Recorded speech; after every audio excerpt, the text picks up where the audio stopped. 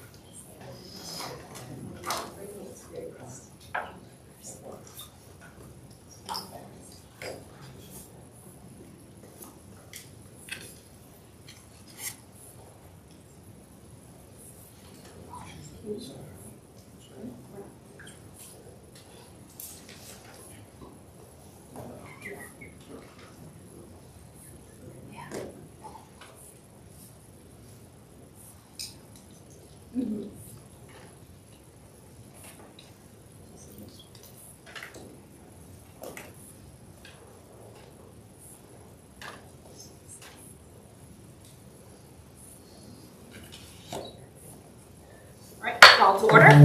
We'll pledge allegiance to the Christmas tree. I pledge allegiance to the flag of the United States of America and to the republic for which it stands, one nation, under God, indivisible, with liberty and justice for all. Roll call. Haley? Here. Tony? Here. James? Here.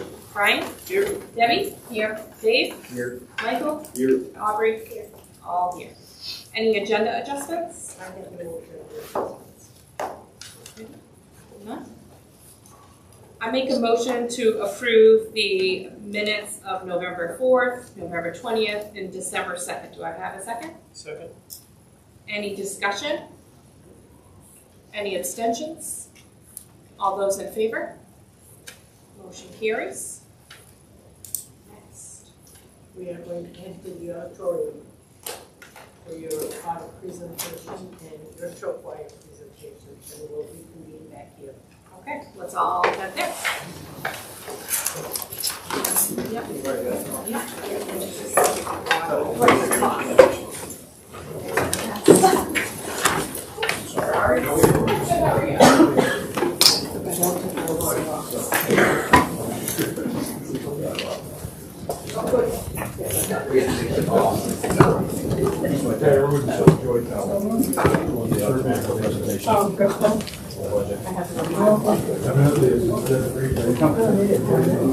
Like, why are we talking about like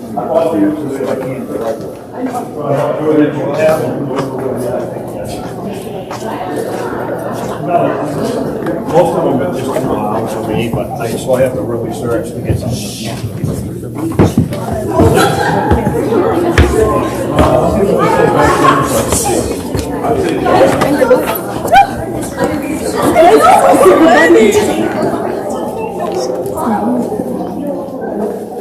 I just would encourage because you'll just see. Yeah, I'm just putting it right here. You can sit right there. It's fine.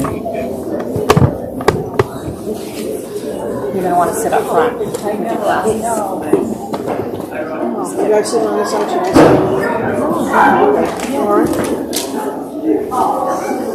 I just want us all to be able to see.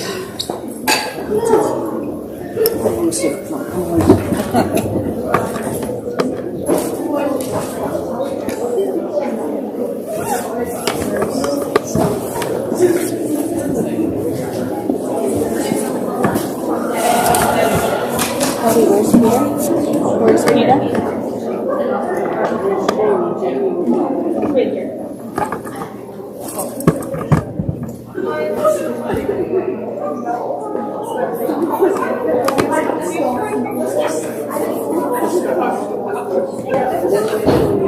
Oh, really? Yes. They could. Yes, please. Podium? Okay. Flattered.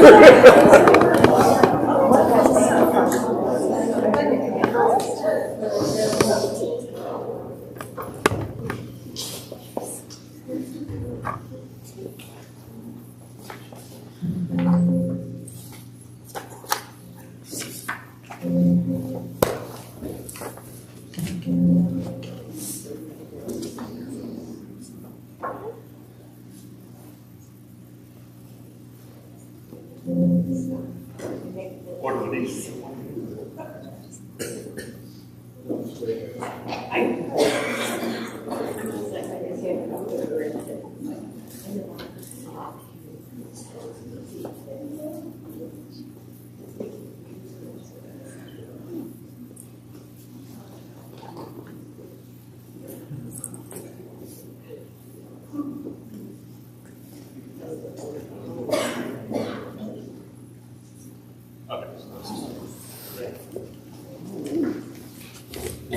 Sorry for the technical difficulties. Good evening, and thank you for having me this evening. My name is Peter Hall. I'm a CPA, and I've been engaged the last couple of years to perform the annual financial and compliance audits for the town of Hermon, which includes the Hermon School Department. And so I'm glad and grateful for all of you to give me the opportunity to come in this evening and speak about the most recently completed annual audit, which was for the year ending June 30th of 2023. I would note that the school department does not actually receive its own entirely separate set of financial statements and compliance reports as a department of the town. There are a couple of different ways that this can be done, but the way that it's been done here in Hermon for a number of years has been to include the financial information, grant activity, and so forth that's specific to the school department within the town-wide financial statements. And so what I'm going to be doing this evening is talking specifically around the pieces of the town as a whole audited financial statements that relate specifically to the school department. And to facilitate that, rather than bringing the whole 60 or 70 page town-wide set of financial statements and try and go through that page by page, I figured I would call out the most important pieces of information that are included in that town-wide set of audited financial statements that relate directly to the school department, and kind of distill that information down onto this, hopefully more user-friendly PowerPoint presentation. Before I go any further, I really want to extend a very sincere thanks to everyone at Hermon School who helped us through the audit process for the FY 2023 year. In particular, Jamie and her whole team really did a fabulous job, as they have in the past, in terms of getting everything ready to be audited, very responsive to questions and requests for information and so forth. So I just want to thank Jamie and her team in particular for their assistance in getting the audit completed. In terms of the audit process itself, audit procedures for this particular audit commenced this past June, June of 2024. Management, i.e. Jamie and her team, were extremely well prepared for the audit and extremely helpful in responding to audit questions and obtaining and forwarding on documentation as requested. And then that back and forth and wrap up procedures and so forth. And so the reports were issued in September of this year. But overall, a very clean process.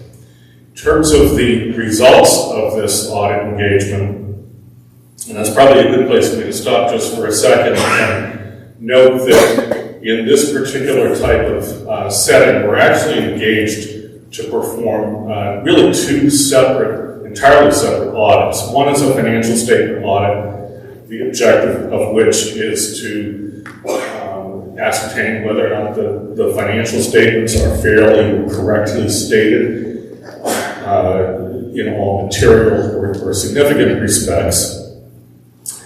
And then there's a separate federally imposed compliance audit requirement that the town as a whole, and in particular the school department, need to go through, or they've had to go through at least for the last 2 or 3 years, because of the number of dollars or the magnitude of the federal funding that the school department and the town as a whole have received and expended. So we're actually performing 2 separate audits.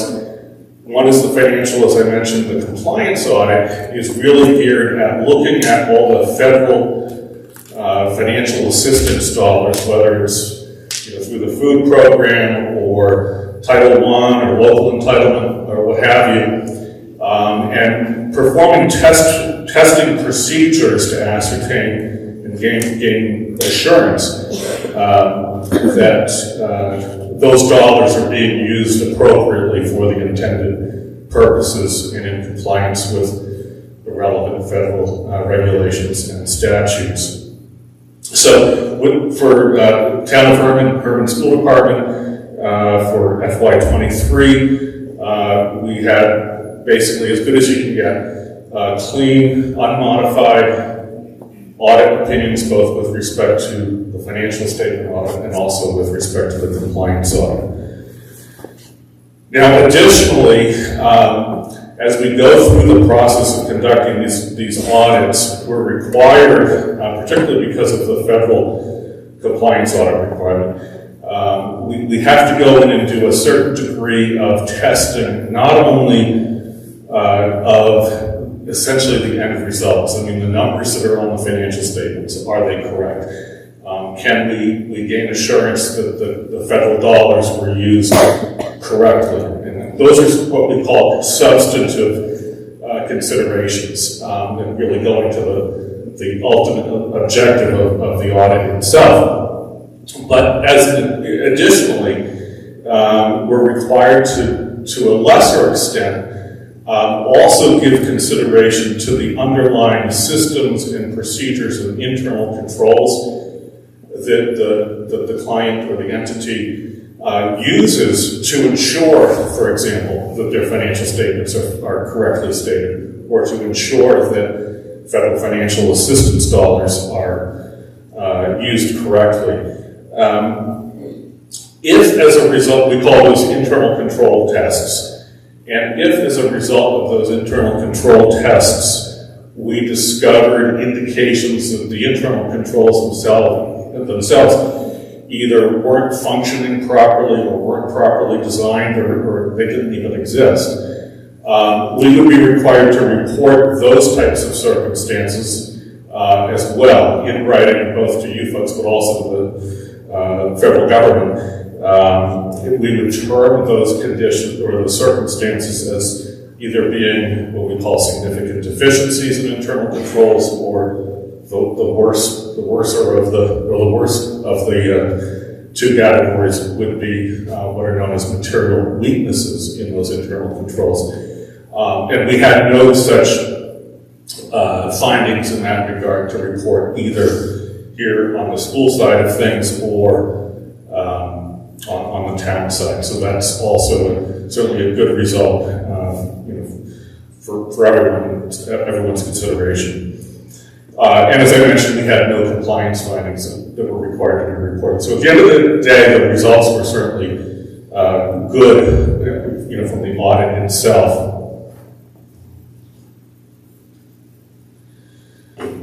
The remainder of the slides that are charts or whatnot that I wanted to go over with you real briefly here, again, pertain just to the school department's financial information that's included in the town as a whole financial statements. And this first this first chart is looking at, again, within the school department, as if it was its own separate entity, looking at where things stand in terms of your general fund balance. And for anyone familiar with municipal financial statements, the single most important number or piece of information that people always want to look at is the general fund, and in particular what my general fund balance is. Fund balance is nothing more than essentially your equity. If you were running a small business, you have assets, you have liabilities, and whatever's left over is what you actually own on a net basis. Same thing with fund balance. The general fund in any municipal entity, whether it's a school or a town or the state or anything, is the most, it's as the name suggests, it's the general fund. It's where the lion's share of all the activity and all the dollars flow through. So that's really where most of what's going on within any entity takes place within the general fund. So that's what we really focus on. And what I've laid out here is just some historical perspective in terms of how that general fund balance has tracked over the last 3 or 4 years. And you'll see that most recently, FY 2023, the total general fund balance was about $3.2 million. Once we get to that level, then we take that $3.2 million and slice it to another level of detail. And we can break it into different components, things like non-spendable fund balance, committed fund balance, restricted fund balance, assigned fund balance, and then whatever's left over is unassigned.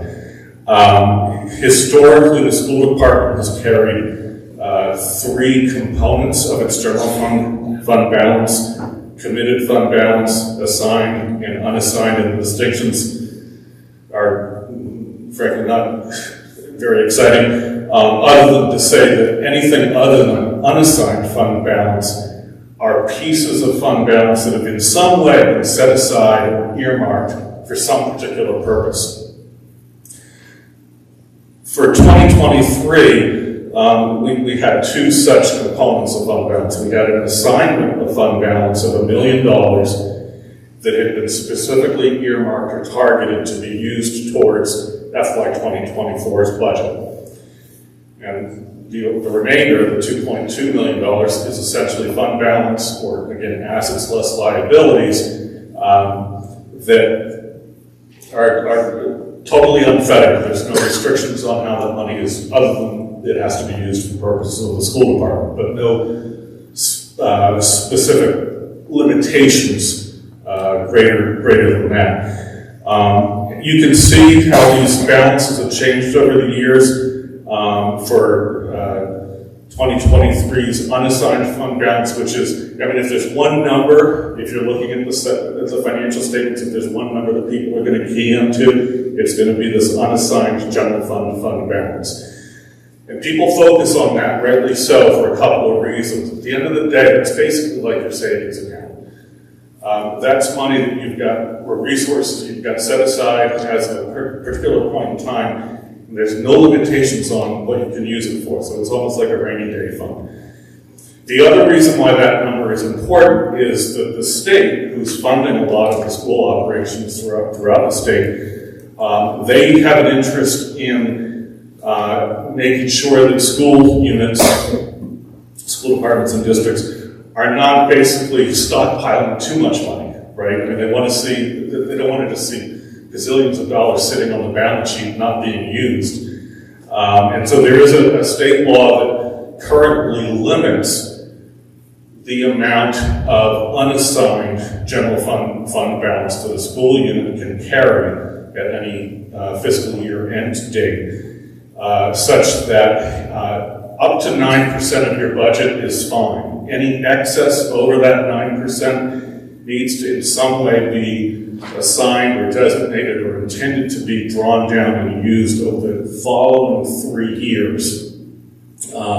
That law is actually going to go back to its earlier version in FY 2026, I believe, and that cutoff point will be 5%, not 9%. But at any rate, the bottom line with all that discussion is that Hermon School Department's unassigned fund balance does fall within the required parameters of the state regulation around that, provided you continue to use some of your fund balance into the future in subsequent years. On the next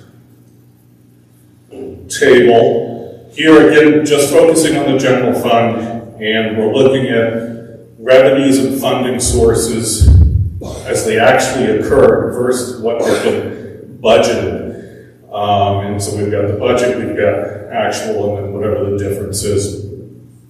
A couple of things of note here. One is you'll see a very favorable variance in the charges for services category, and that's mostly attributable to tuition revenue coming in better than had been anticipated, both in terms of headcount and also in terms of the tuition rate that was set for the year.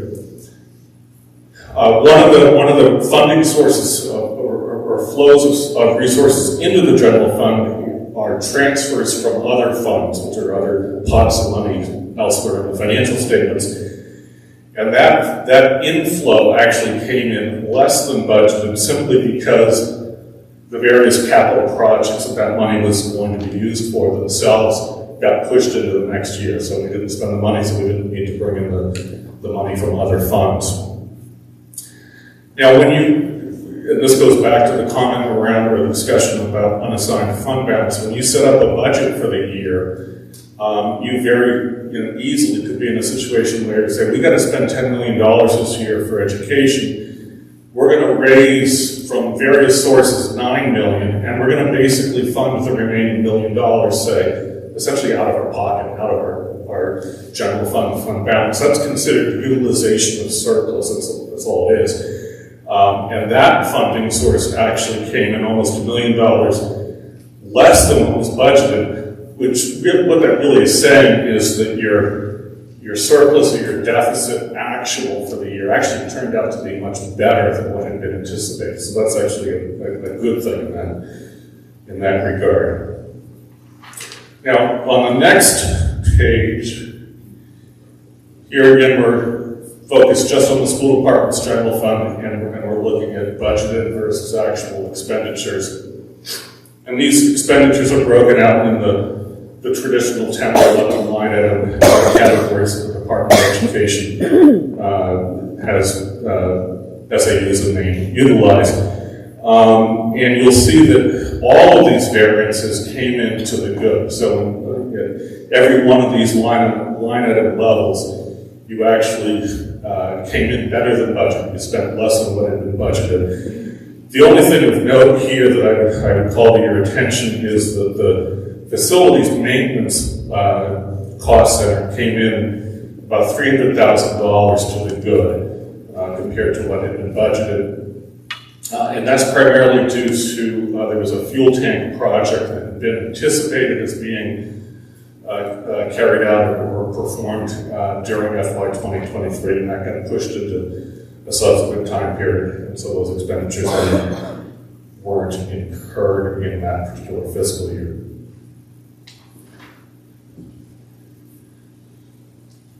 Now, this is just a set of bar graphs to graphically depict historically your two biggest sources of revenues to fund the school department's operations have come from essentially local assessment or local taxes, and then various intergovernmental revenues, primarily state subsidy. And those have been the two biggest types of revenues that you receive. And this set of bar graphs really just depicts the very slight downward trend in terms of how much of the total set of revenues or total pool of revenues that are coming in every year to fund the school's operations the portion of total revenues that's having to come from local assessment as well as what's coming from intergovernmental are both very slowly trending downwards as other revenue sources slowly increase, primarily charges for services and tuition with respect to other schools who are sending students. Now, the final two, except for the last page, pie chart pages here. We look at the pot of expenditures that are incurred every year to operate the general fund. And all I've done here is just graphically lay them out. You can see that, between regular and special education, that's well over half of your total expenditures. The other thing that I always like to look at are essentially your admin costs, your system administration and your school administration costs.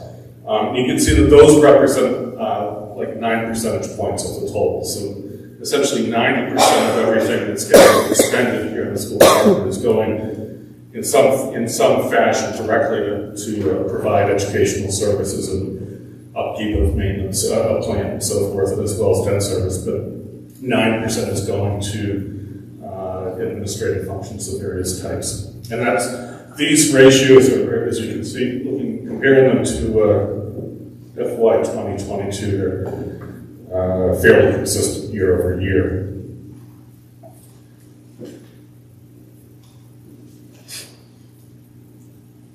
So the last slide here is a drill down looking at the school lunch program.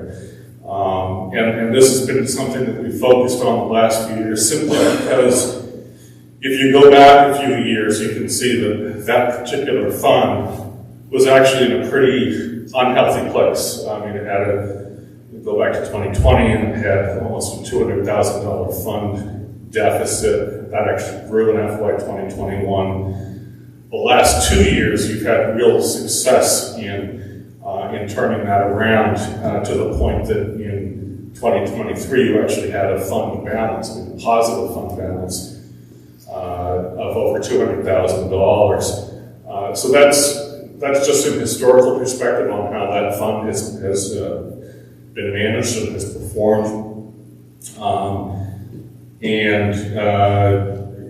One thing I would note is that the state, just like with the unassigned general fund balance, the state doesn't want you to accumulate too many resources in your school lunch program. So actually, since 2023, Department of Education has reached out to you on a couple of occasions looking at, okay, you've done really well, what are you going to use this money for? And much of this surplus of $200,000 has been earmarked for a couple of different cooler and freezer projects at a couple of the schools. So that's good. That's what I had to share with you from the perspective of this PowerPoint. One other thing I want to note, and I'd love to see if there are any questions that I can speak to. But one thing with respect to the FY 2024 audit, that is now underway. I'm up here this week performing field work on the school side of things. I'll then need to schedule time to come back up and do the same thing on the town side of things. So we're probably looking at tail end of January before that all gets wrapped up and those reports are ready for issuance. So with that, I'd love to hear if there are any questions. Peter, I'm going to open it up to the committee to be able to ask questions, and then anybody from the community can certainly email Patty or myself, and we'll get them answered that way. We have a very full agenda tonight. Oh, I'm sorry. It's all good. So I want to open it up to the committee if anybody had any questions at this time. Right.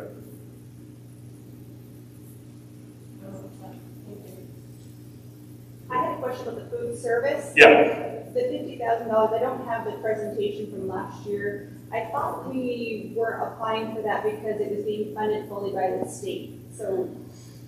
So, excuse me, so speaking from memory, but my recollection is that for FY 2022, I think there was a $65,000 transfer. For FY 2023, you scaled that back a little bit down to 50. And either with respect to FY 24, maybe now the fiscal year that you're now really in, FY 20, at some point there, my understanding is that you've actually brought that down to zero. For precisely, if you've already got sufficient resources either coming in through state subsidy or from sales, plus your existing fund balance, there's no need to transfer more money in from the general fund. Did you email that presentation? I didn't get that email or something. Did you send that? I sent that up to Jamie, and I believe. No, I haven't seen it. Okay. But I can send that to whoever needs copies. I haven't.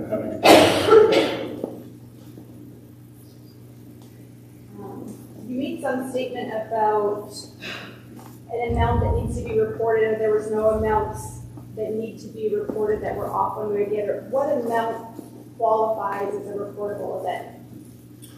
In terms of, so a couple ways we could go with it. Are you talking in terms of what's meant by like a material misstatement in terms of the financials, or more in terms of significant deficiencies and material weaknesses and internal controls, maybe? Well. Or maybe both? Yeah, possibly both, but I'll go with the first one. Okay, so in terms of, but excellent question. So when we're performing a financial statement audit, and you always sort of think with the end in mind, what's the objective of the audit? Well, the objective of the financial audit is to say, okay, we got a set of financial statements, basically are they correct? It would be an extreme fool's errand to ever say, we want to pay somebody to come in after the fact and verify every single dollar, right? I mean, you basically, it would take a year. If it took a year to basically conduct all that activity and account for it, it would probably take another year to go back and verify every single dollar. So when we're doing an audit, we necessarily have to say, okay, we're going to focus on larger amounts rather than smaller amounts, and that's called materiality. And we use tables for that are the ASCPA puts out tables that we use to determine for every single set of financial statements what the materiality level is, and it's a function of a couple different things, such as your total assets and total revenues, are the two biggest determinants of what materiality is going to be. I don't recall off the top of my head what materiality was. I'm sure it was in the tens of thousands for the school's general fund, for example. And then there are lower levels of materiality where we might say it's something that we should point out to the client, but we don't necessarily have to fit. I mean, so it's kind of almost like a waterfall type of process that we go through.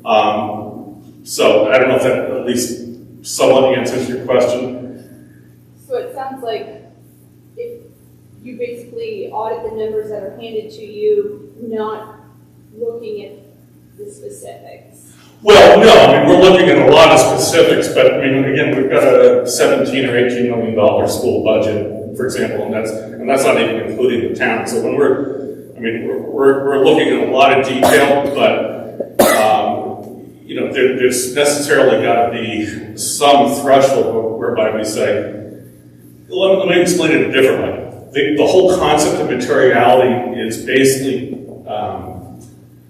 really geared towards or from the perspective of what we call the third-party user. So we have the audit, the audit client, which is the town and the school department. We have the auditor, and then we have to think about the third-party user. People from the town, a bank who might be lending you money.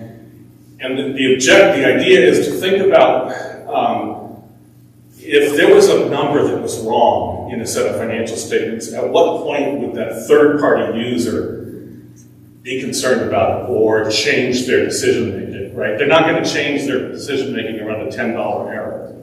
But $100,000, yeah, they probably are. So how are those found? That's what I'm asking. If we're looking at the big numbers that are handed to you, how are those numbers found if we're not looking? Is it an internal process? Is that what you're saying? And then that's... Well, no, excellent question. So at that point, we really then split off into two different types of audit procedures.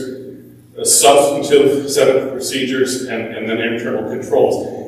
Once we get to that point, we're very definitely going in and looking at a very detailed level, but we use sampling. So, for example, if there's a population of $17 million worth of dollars that were spent during the year, we're not going to test every single one of those $17 million individual dollars.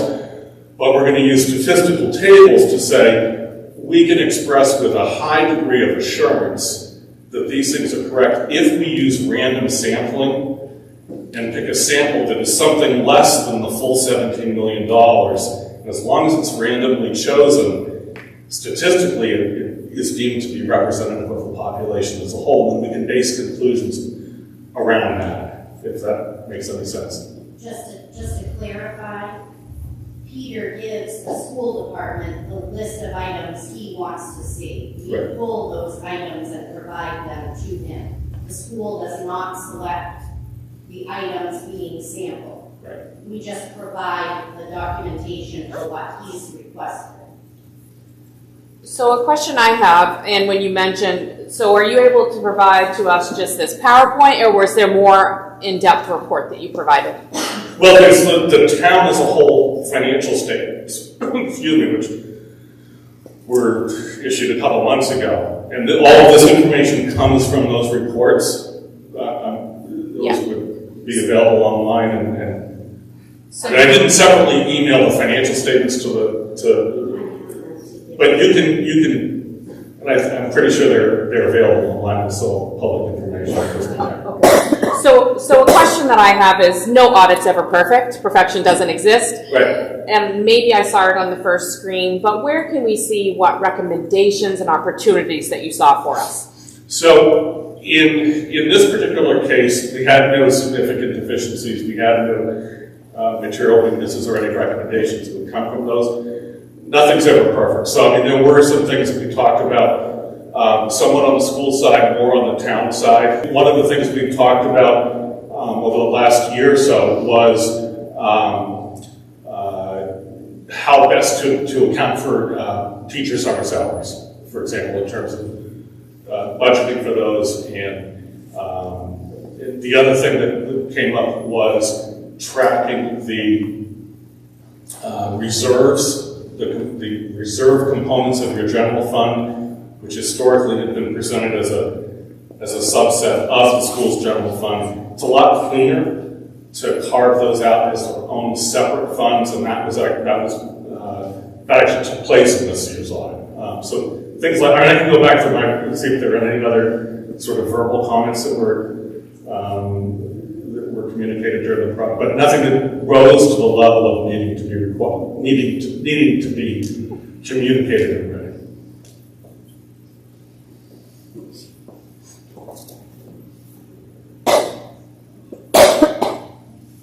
Does anybody have any other questions?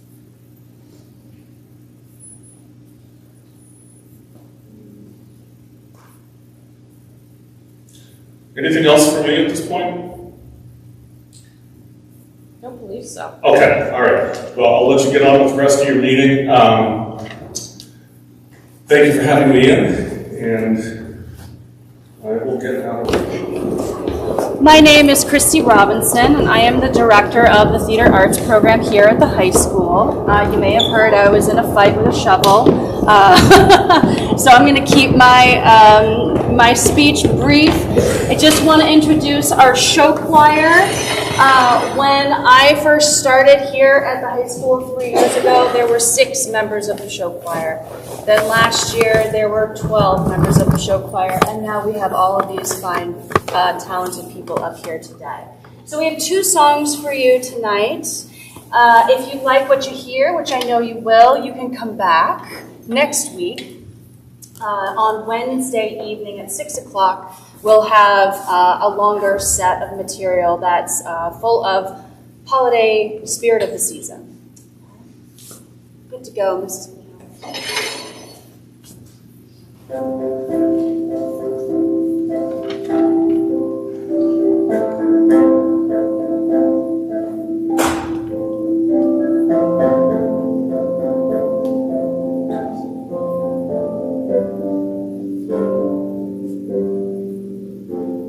It's coming on Christmas, they're cutting down trees, they're putting up reindeer singing songs of joy and peace. I wish I had a river I could skate away on, but it don't snow here, it stays pretty green. I'm gonna make a lot of money, then I'm gonna quit this crazy scene. I wish I had a river I could skate away on.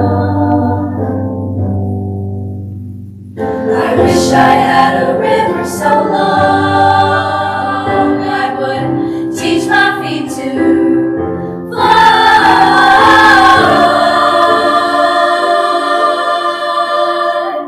I wish I had a river I could skate away on. I'll make my baby cry.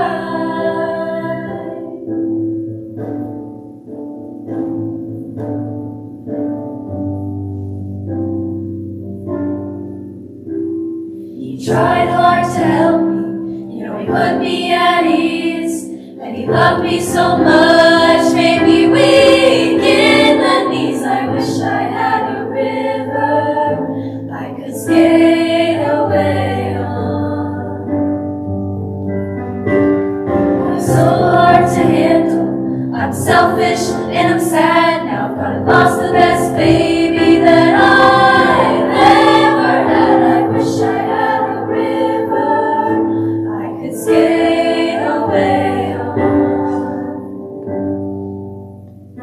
I wish I had a river so long I would teach my feet to fly.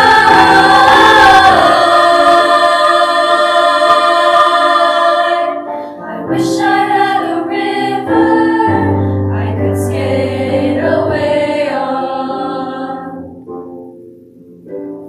I made my baby say goodbye.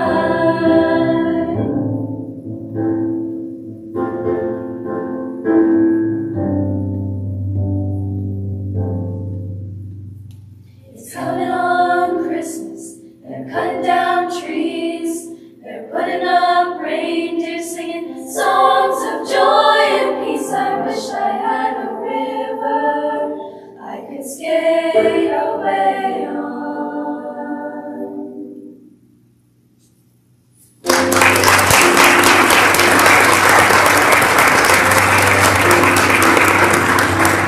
Sleigh bells ring, are you listening? In the lane, snow is glistening. A beautiful sight, we're happy tonight, walking in a winter wonderland. Gone away is the bluebird, here to stay is the new bird. He sings a love song as we go along, walking in a winter wonderland. In the meadow we can build a snowman and pretend that he's Parson Brown. He'll say, are you married? We'll say, no man, but you can do the job when you're in town. Lay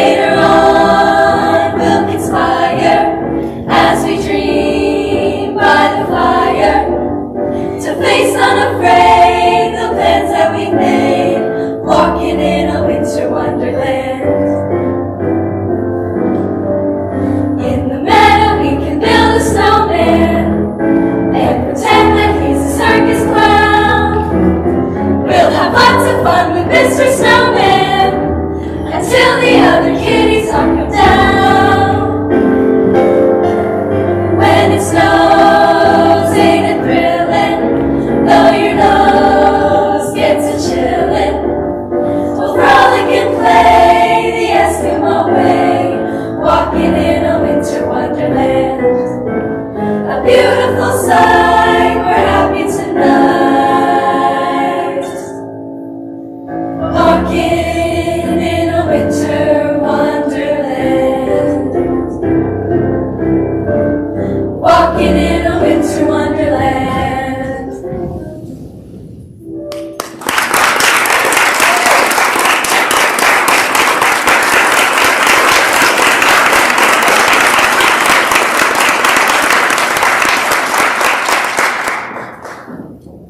Thank you. Thank you, ladies. Thank you.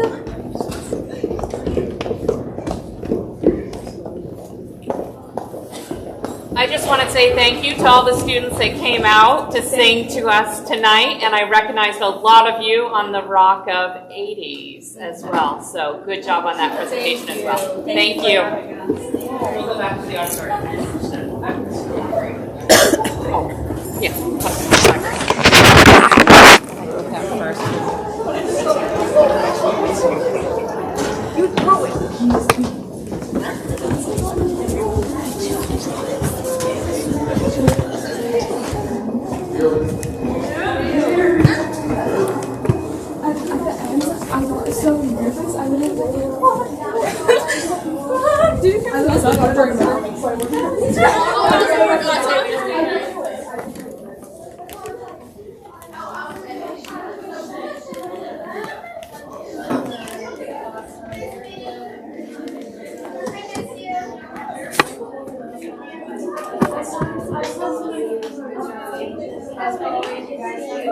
How's there? I'm proud of you. You're amazing.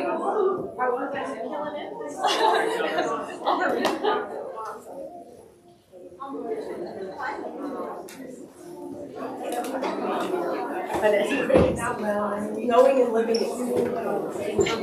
All of it was awesome. She does, yeah, right?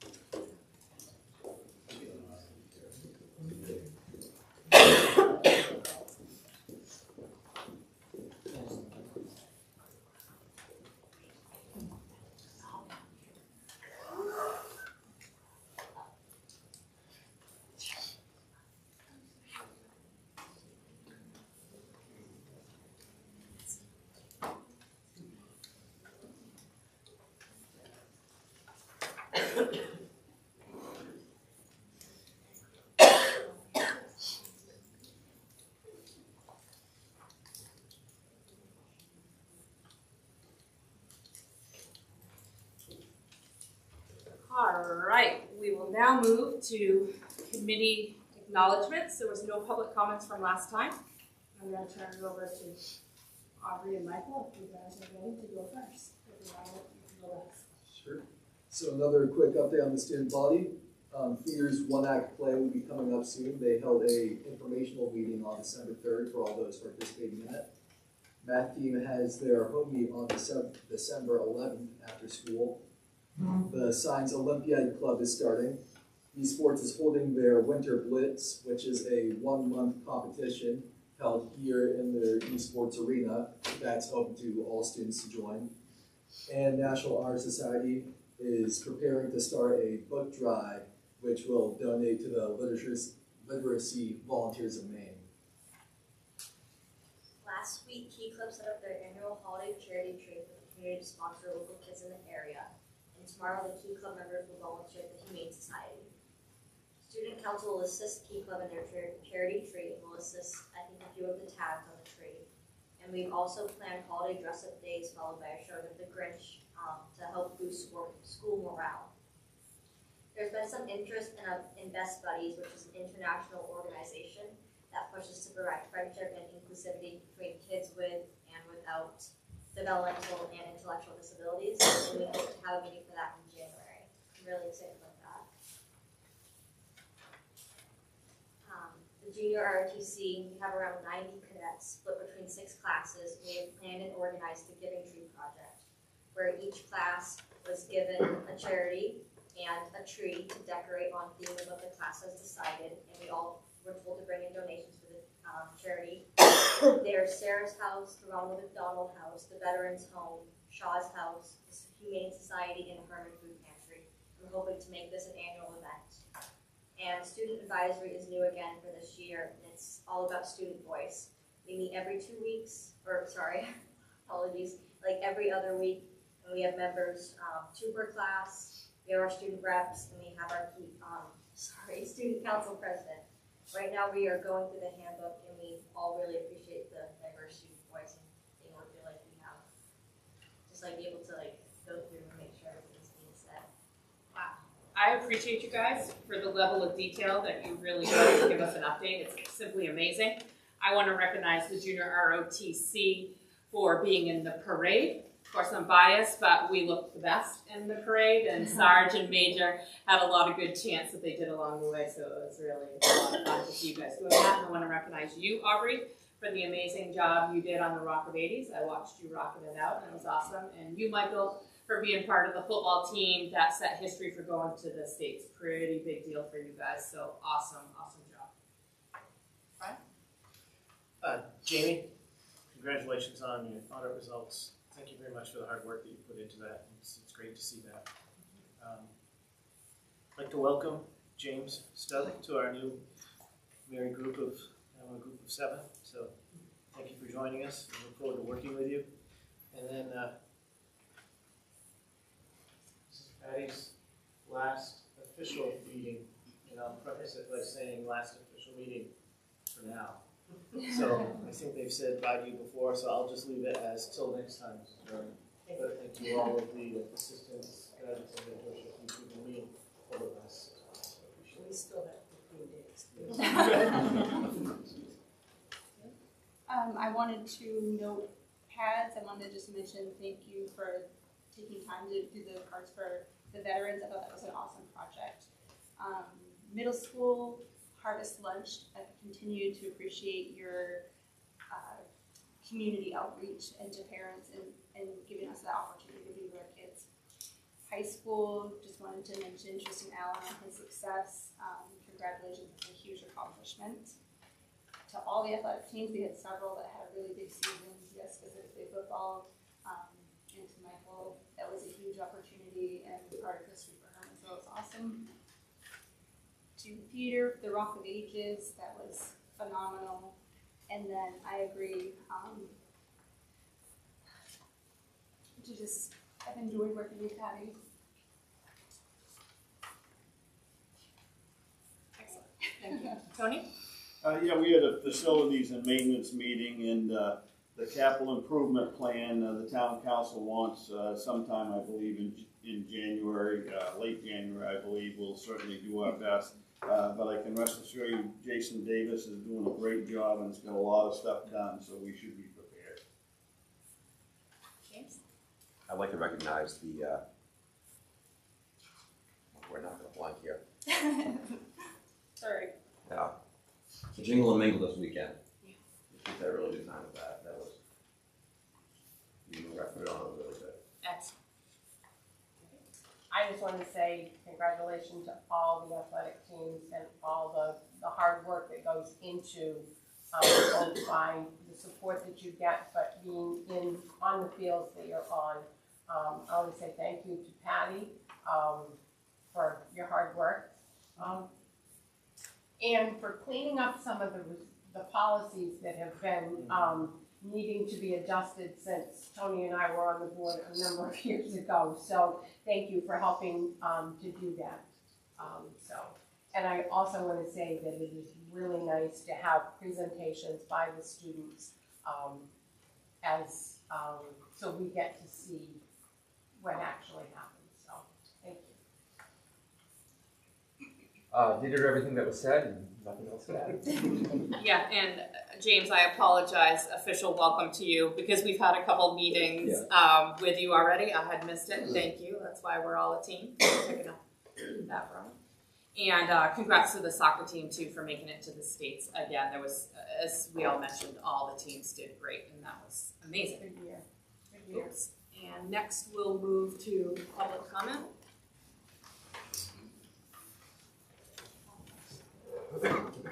Did anyone miss this opportunity and like to be added to it? Just want to be a reminder that public comments an opportunity for the members of the public to comment on agenda items, contribute info that may be of interest to the school committee, or ask clarifying questions. Please wait to be recognized and identify yourself before speaking. It's not the time to register complaints or promote a personal agenda. And just remember that you may not identify any person by name or job function. Mike Haggerty, please. Hi, Mike Haggerty, Hermon. There's a middle schooler that was too sick to come tonight that wanted to read this letter, so she asked me to read it. My name is Maya Stubbs, and I am one of 16 cheerleaders at Hermon Middle School. I am a former Tri-Town and All-Star, All-Star cheerleader. I've also been an HMS cheerleader since 6th grade. I'm now an 8th grader. I come to you today to ask you to consider buying the HMS cheerleaders new uniforms. As a team, we have not received new or even high school hand-me-down uniforms since at least 2018. I got this information by talking to former cheerleaders and their parents. For example, one of my teammates has a sister who is 20 years old. I have dated photos of her in these same exact uniforms when she was in middle school. Our assistant coach also wore these uniforms, same uniforms. This is a problem because we represent our school and our community. Other HMS sports have got new uniforms more often, usually every other year, but sometimes every 3 years.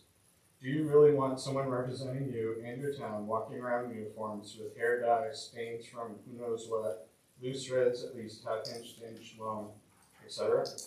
Our uniforms are also extremely outdated, making us less confident around other cheerleaders from other schools and even our own high school. It's important to mention that the uniforms do not usually fit everyone. As someone under 5 foot tall, I have never had an HMS uniform that fit me. We have cheerleaders that are a minimum of 4'6". As someone who has always been short, I understand how uncomfortable it is to walk around in skirts that go past your knees and won't stay up. I understand how uncomfortable it is to be thrown in the air with a shirt that's way too big. I understand how uncomfortable it is to wear a shirt where the sleeves are so long you can't tumble without slipping. This is a problem. In addition, our team sometimes includes boys. Last year, our boy athlete had to provide his own pants for competitions because we only have uniforms for girls. Our middle schoolers will soon be our high schoolers. Our team feeds the high school team, which has won 12 state champs since '07. Middle school prepares us for high school, and walking around in outdated uniforms that don't fit us makes us feel like we are not as important as the other sports that get uniforms more frequently. I have heard from an administrator that there should be plenty of money to get the cheerleaders new uniforms. I'm here to speak up for the cheerleaders, even though I know I probably won't be able to wear these uniforms because it's too late in the season. I'm determined to get the Hermon Middle School cheerleaders new uniforms. I thought this was important to address so that our 25-26 cheerleaders get the respect and confidence they deserve. Thank you for your time. Thank you. Next up, Danielle Haggerty. Danielle Hattie, Barbara Hermon. Thank you all for letting me have a few minutes. I just wanted to circle back and to recap. I've been involved in the budget for officially for 2 years, unofficially 3 years if you count the year prior to that when I got interested in it. And I wanted to circle back because in last year's finance committee meeting, we had talked about having some additional monies at the end of last year and putting them into reserve funds. Specifically, one of the items was the high school science lab. So I was circling back to that, and I was graciously given the numbers to review. Interestingly, it appears we may not have the money to put into the reserve account, so I'm curious if the high school science lab is still a priority for the school committee in the high school, and if so, what other arrangements might be being made for funds. Secondly, when I was reviewing the numbers, I noticed it looked like on average we spent for the first 11 months out of the year 1.36 million on average, and in the month of June the spend was 3.8 million. That seems like an interesting difference, and I know year end has things that happen because you can't do it necessarily during the school year, so things may come up. I'm curious as to why that big difference in the spend in that last month. And I just really appreciate everybody and the work you guys done, and I appreciate the opportunity to be involved in the prior 2 years. I'm sad I won't be involved this year, but I still wanted to circle back with these questions, and it was great to see Peter Hall giving such a thorough presentation, and also the questions being asked and the engagement. I appreciate that. I am curious to a statement he made though, and I know you said to email. Do you mind me saying it here? You can mention it in Okay. public comment. The 9% threshold, I believe, I didn't bring that up with me, but I believe the 9% of the $17 million budget is much less than 2-point-something million. So I was confused why he said that we were in alignment, and then I just would love clarity. Does it go to 5% at the end of this school year? So would we need to be at the 5% mark at the end of this fiscal school year? Thank you. Next, we'll move on to employment. Okay. I make a motion to approve the superintendent's recommendation to employ Nicholas Humphrey. Do I have a second? Second. Any discussion? Any abstentions? All those in favor? Motion carries. I make a motion to approve the superintendent's recommendation to employ Patrick Mishu. Do I have a second? Second. Any discussion? Any abstentions? All those in favor? Motion carries. I make a motion to approve the superintendent's recommendation to employ Heidi Carlisle. Do I have a second? Second. Any discussion? Any abstentions? All those in favor? Motion carries. I move to enter executive session pursuant to 1 MRSA 4056A, employment of officials and appointees at 7:32 p.m. Do I have a second? Second. Any discussion? All those in favor? Motion carries. It wasn't up, but yes. Okay. Seems like they want their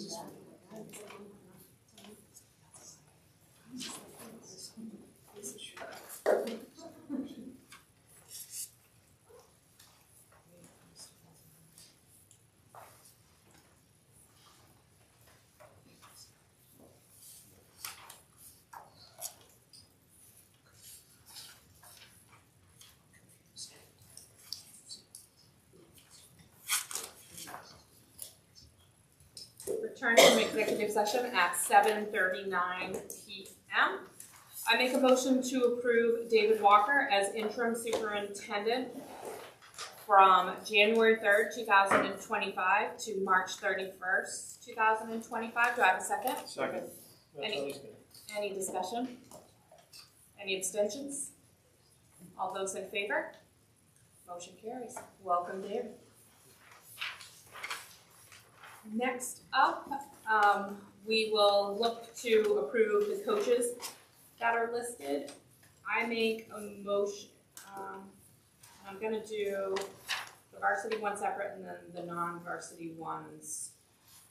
I make a motion to approve, as listed, Cody Hawes, Kelsey Bouchard, Samantha Ireland, Madison Smith, Matt. You don't need to do volunteers. Okay, yeah, thank you. So Thank you. Just Yeah, I make a motion to approve Cody Hawes, Cassidy Smith, and Ashley Gordon. Thank you. Do I have a second? Second. Any discussion? I just want to add, ask the question. I see that some of these are new to the position. Is this already budgeted dollars or are these new? They're just new coaches in that position. Just new coaches in that position? Right, they're new to this. It was already in the budget. Okay. Yes. Any abstentions? All those in favor? Motion carries.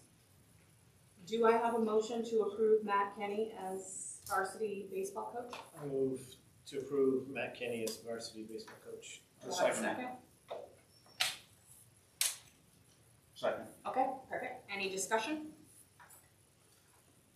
Is it boys, it just says varsity, is it varsity boys or? Yeah, for baseball. Baseball. Okay. The only thing that I would ask along all these positions is that we look to make sure that we're following policy and make sure that all coaches are brought forward and that they're doing it when their year is up. So that's what I would ask, just because there's some coaches that are currently coaching that haven't been brought forward to us as a committee, so I just would ask that those all be reviewed. Any abstentions? All those in favor? All those opposed? Motion carries. Next up, excused absence of school committee members. I don't believe we Next up, second reading of policies. Move to approve the second reading of, we'll take them as a group, BBA, BEC, BECC, BEDG, DA, and DLB. Second. Any discussion? I was wondering if we could possibly table BBA, school committee powers and responsibility. Just for the fact that we have a new superintendent coming and they may want to chime in on that as a cohesive relationship, and with the way the policies written, they won't have the opportunity to do that. I think it's 90 days. So if we review it now or approve it now, it's staying as is, so I'm not opposed to it, Joe, but I just would ask that question where we have changeover. Does changeover actually, how would the changeover change the powers and responsibilities? Those powers and responsibilities are in the law. That is correct. I think we can approve it, and then if the new superintendent, when she comes aboard in April, wants to change it, she certainly could ask us. We certainly could relook at it and decide if we want to change it. Any of these policies is good until we change it. So You need to redo it in a certain time period, that's all. You have 90 days, you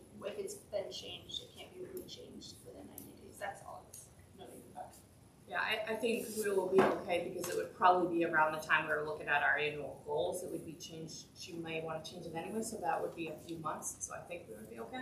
Okay. Any other discussion? Any abstentions? All those in favor? Motion carries. I move to approve the second reading to amend EVAA. Do I have a second? Second. Any discussion? Any abstentions? All those in favor? Motion carries. I move to approve the second reading to amend EBCA. Second. Any discussion? Any abstentions? All those in favor? Motion carries. I move to approve the second reading to amend EBCBA. Do I have a second? Second. Any discussion? Any abstentions? All those in favor? Motion carries. I move to approve the second reading to amend EGAD. Do I have a second? Second. Any discussion? Any abstentions? All those in favor? Motion carries. Oh, James? Sorry. That was 7. Yeah, I make a motion to approve EDADR as well. Do I have a second? I do have a comment. Any discussion? Discussion on R. That was,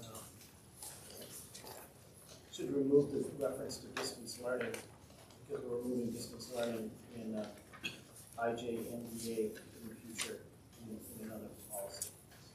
And then update paragraph 8, which has VHS and film scripts. If we're going to try to update our policies, do we have VHS and film scripts? Say all media instead? I mean, All media? Yep. Or all media mediums? Or digital format. Digital, or it looks like we're still in 1990 something when we've got VHS tapes and film scripts listed on our pre-recorded use of pre-recorded videos. That outlines it used in references VHS tapes and film script. I don't think it's anything that should change change the vote, but it is something to be addressed on the second reading.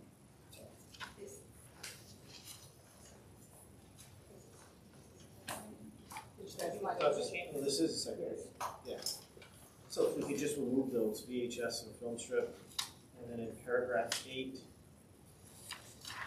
yeah, that was paragraph 8. Distance learning is also referenced in here. Now I can't find it. Distance education. Yeah, Section 3, distance education. We're removing our policy on distance education.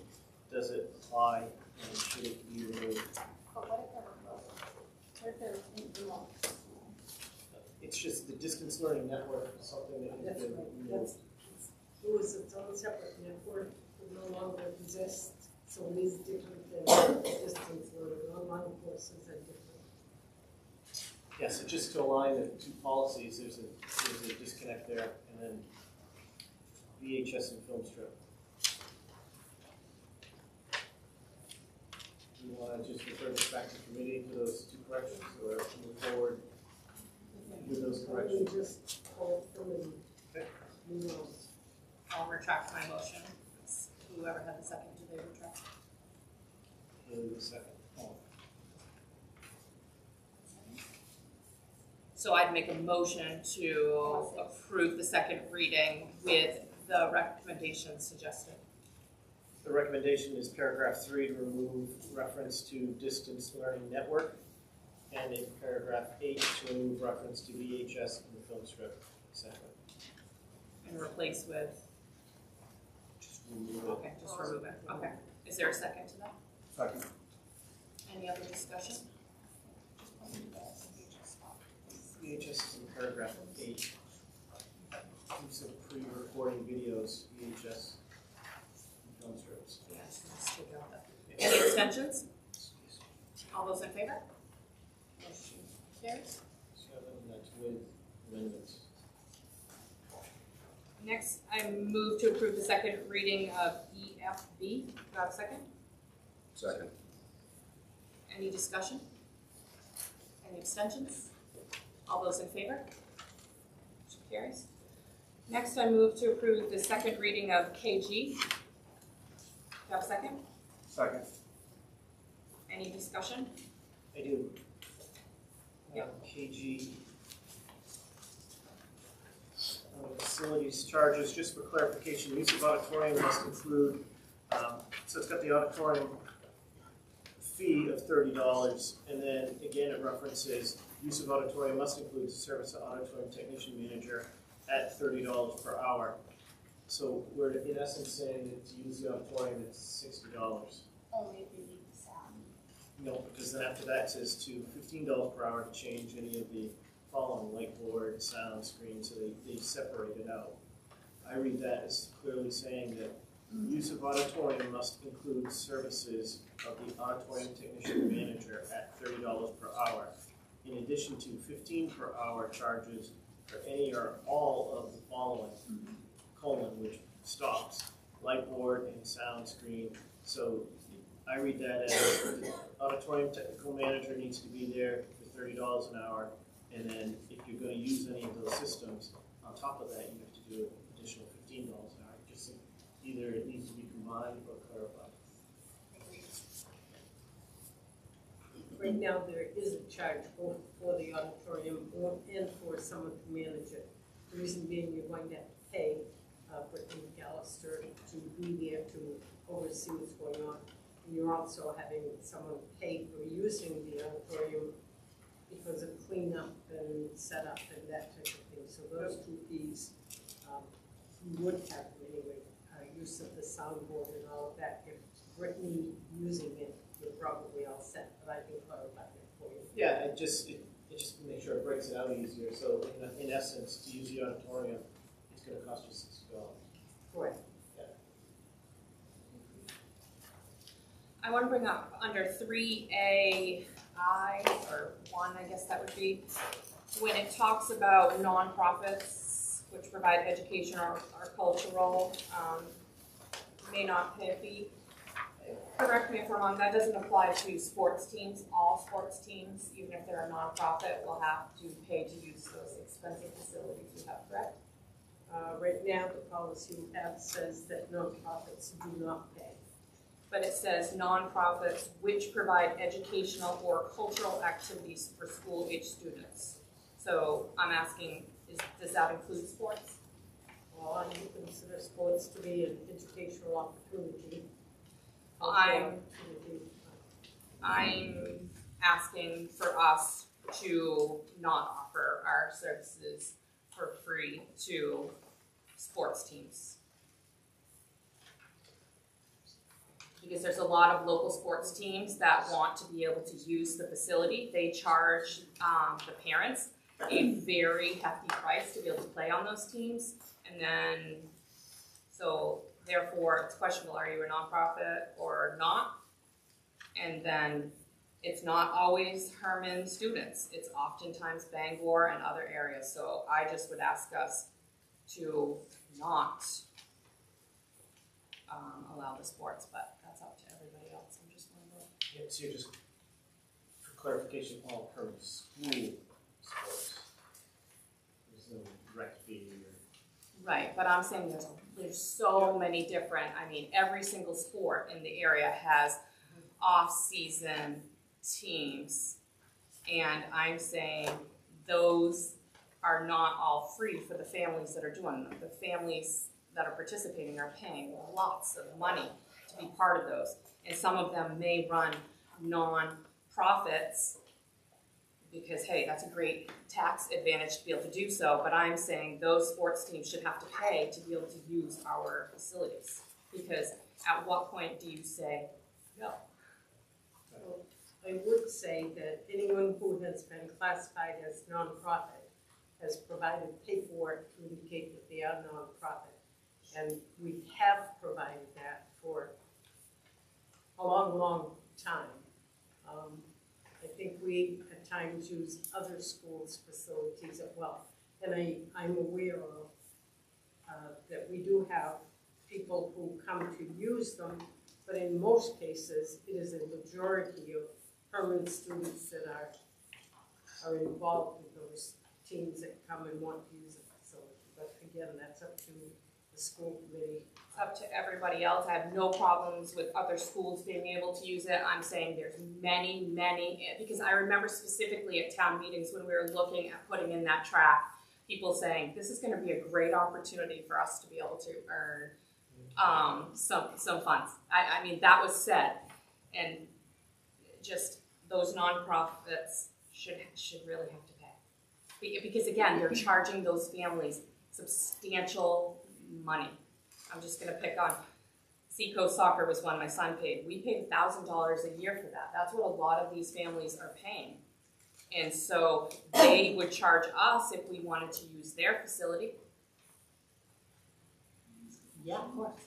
As someone who has to handle all building use, if they come with a designation that says that they're a nonprofit, what process would we use to read that out? That's why I'm saying that puts us in a tough position. That's why I'm saying don't enter it to sports.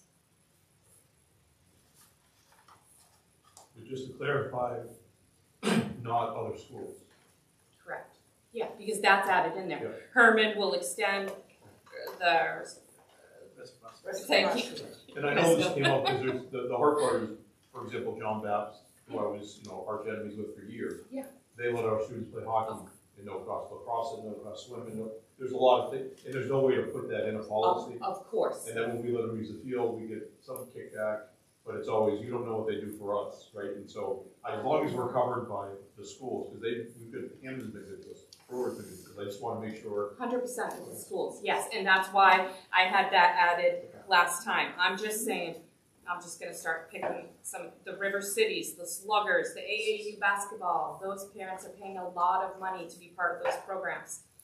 And then if we allow them to use our facilities for free, I recognize there's some Hermon students there, but there's a cost for us for the maintenance of that track. We just got the beautiful track and the turf, but there's just gonna be costs associated. And I specifically remember it being said when we were looking at it at the town meetings that there was gonna be opportunities for that to be a moneymaker, so. Can I, sorry. Yeah.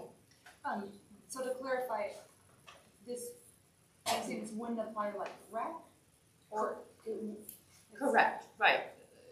Rec is, their tax. right, like rec is 100%, isn't it all? But Yeah. I used to pay for our kids to play at rec.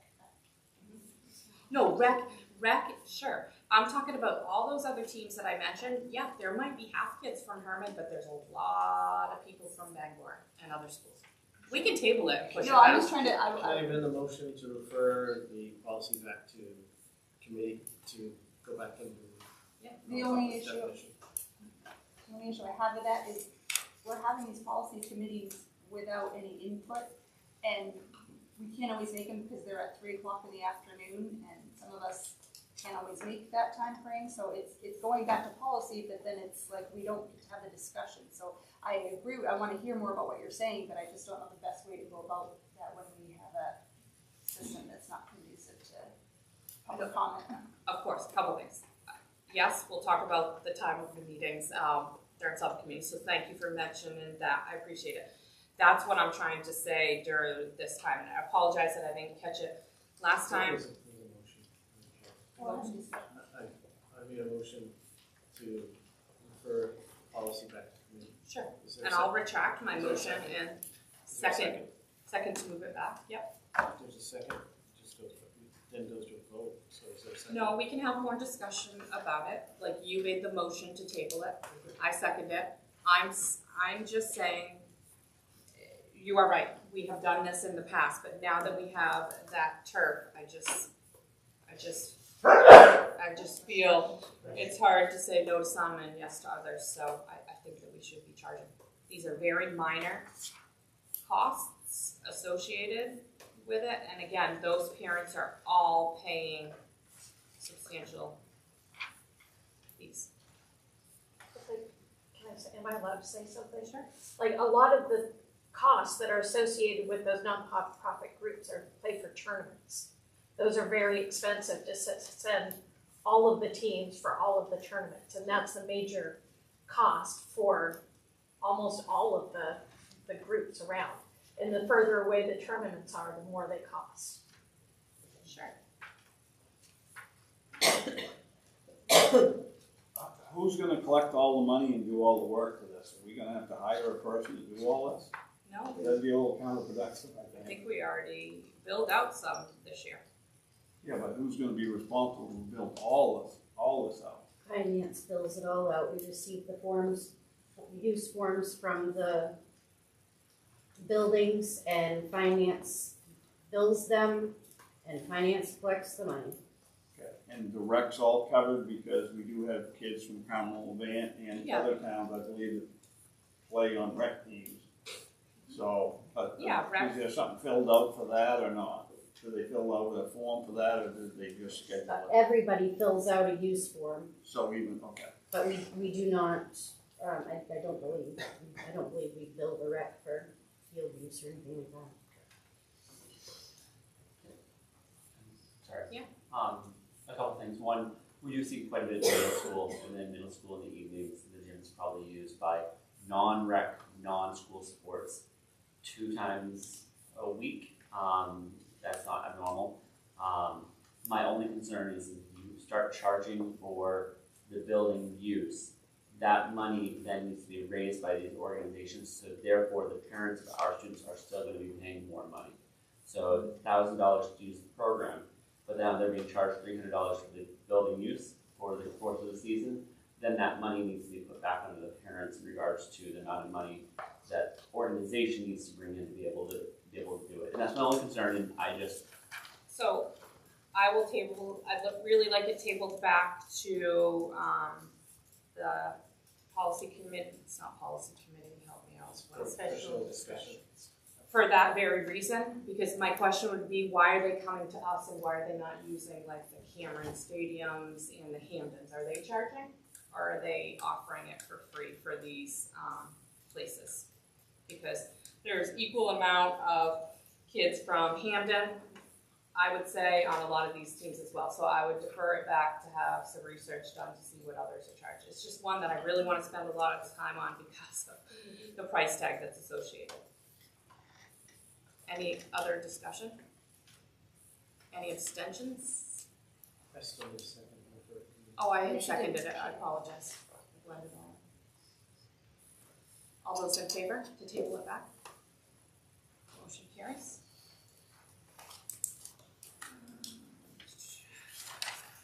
Next up,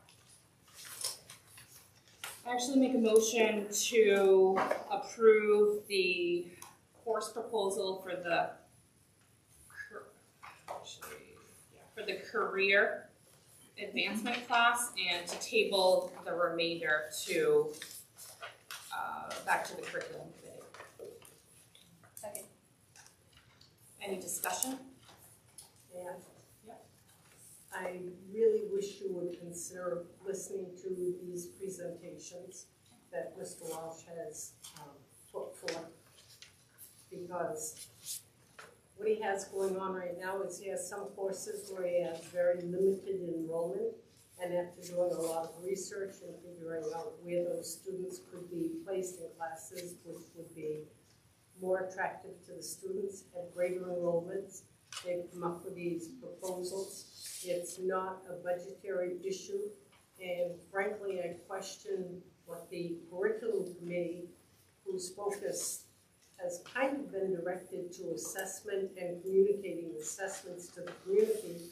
I question what that committee is going to be able to bring forth in respect to the courses that are being presented. So I think the other concern I have is the later you wait to look these courses and consider them, they have to get a program of studies published and out to students, and preferably before they make presentations to Maribel or Glenburn and other schools. So certainly you could table approving them if that you've heard what they are and what they will consist of and who may benefit. And I really would like us to hear them. I mean, I'm happy to hear them, but I guess something that you said right there really nails it is for us to be able to see the scoring that's come back from the state. It's my understanding that that's been available for a little bit of time, and so I'd like to see the areas where our students could most benefit. I think that there's opportunities to teach a lot of basic life skills. As I expressed, I know we haven't offered home ec for quite some time, and I understand that. But preparing our students more for the real world, I think is going to be key. So that's why I was really interested in that career.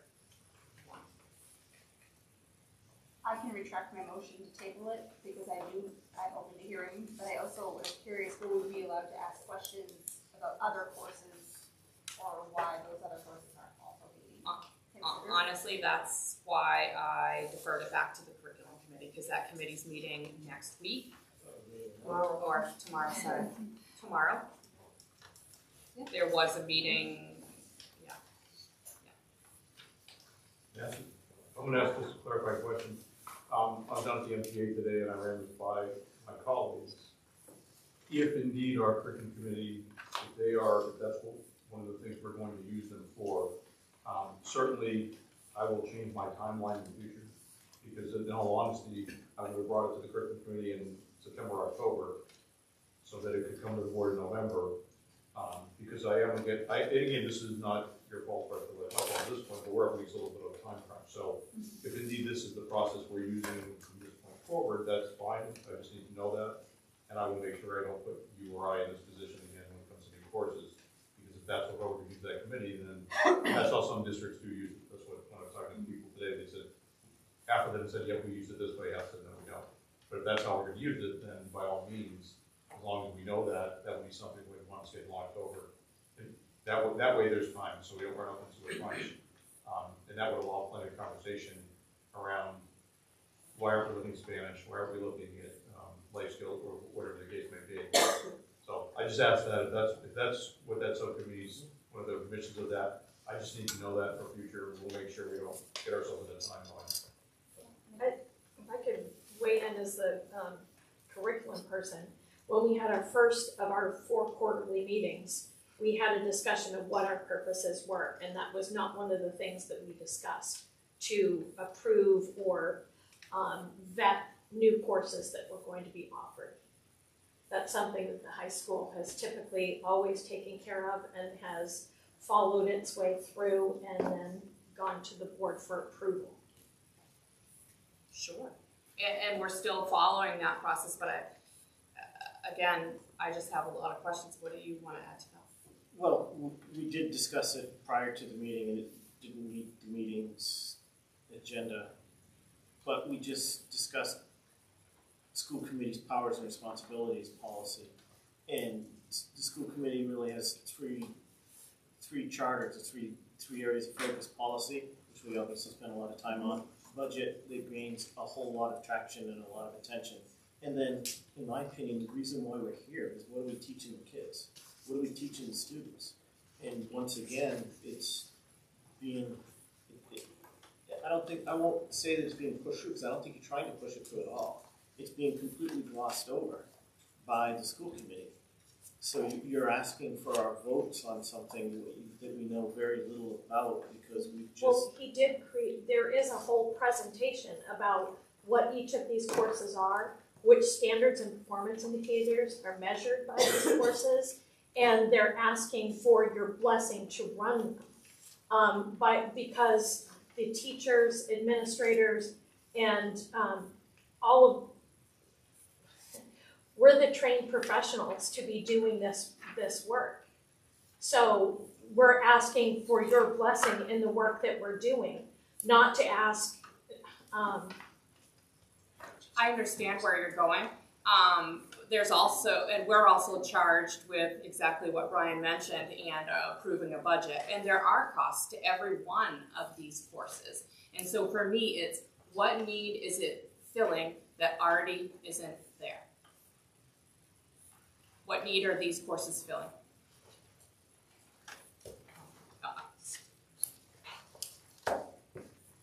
You guys will be like going back and forth, I guess, and going to the subcommittee.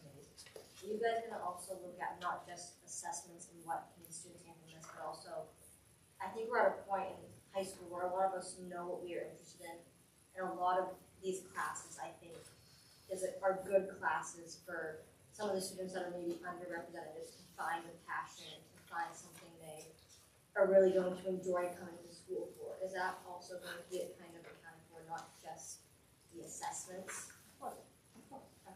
So, may I speak to that? Yeah.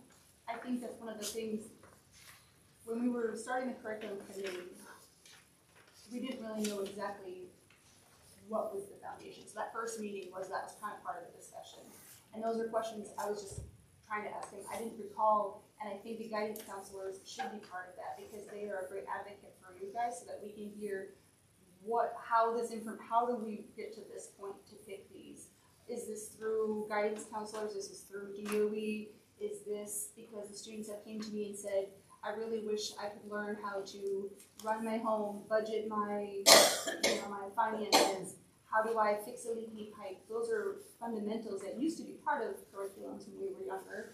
And so some of this, we're like, how did we get here? And are the students driving this, or is this where is this coming from? So I'm certainly open to that. I also think that just guidance. It's important that everybody has a voice when we're choosing curriculum or picking what's essential, not just for academic growth, but for life skills for all students. So.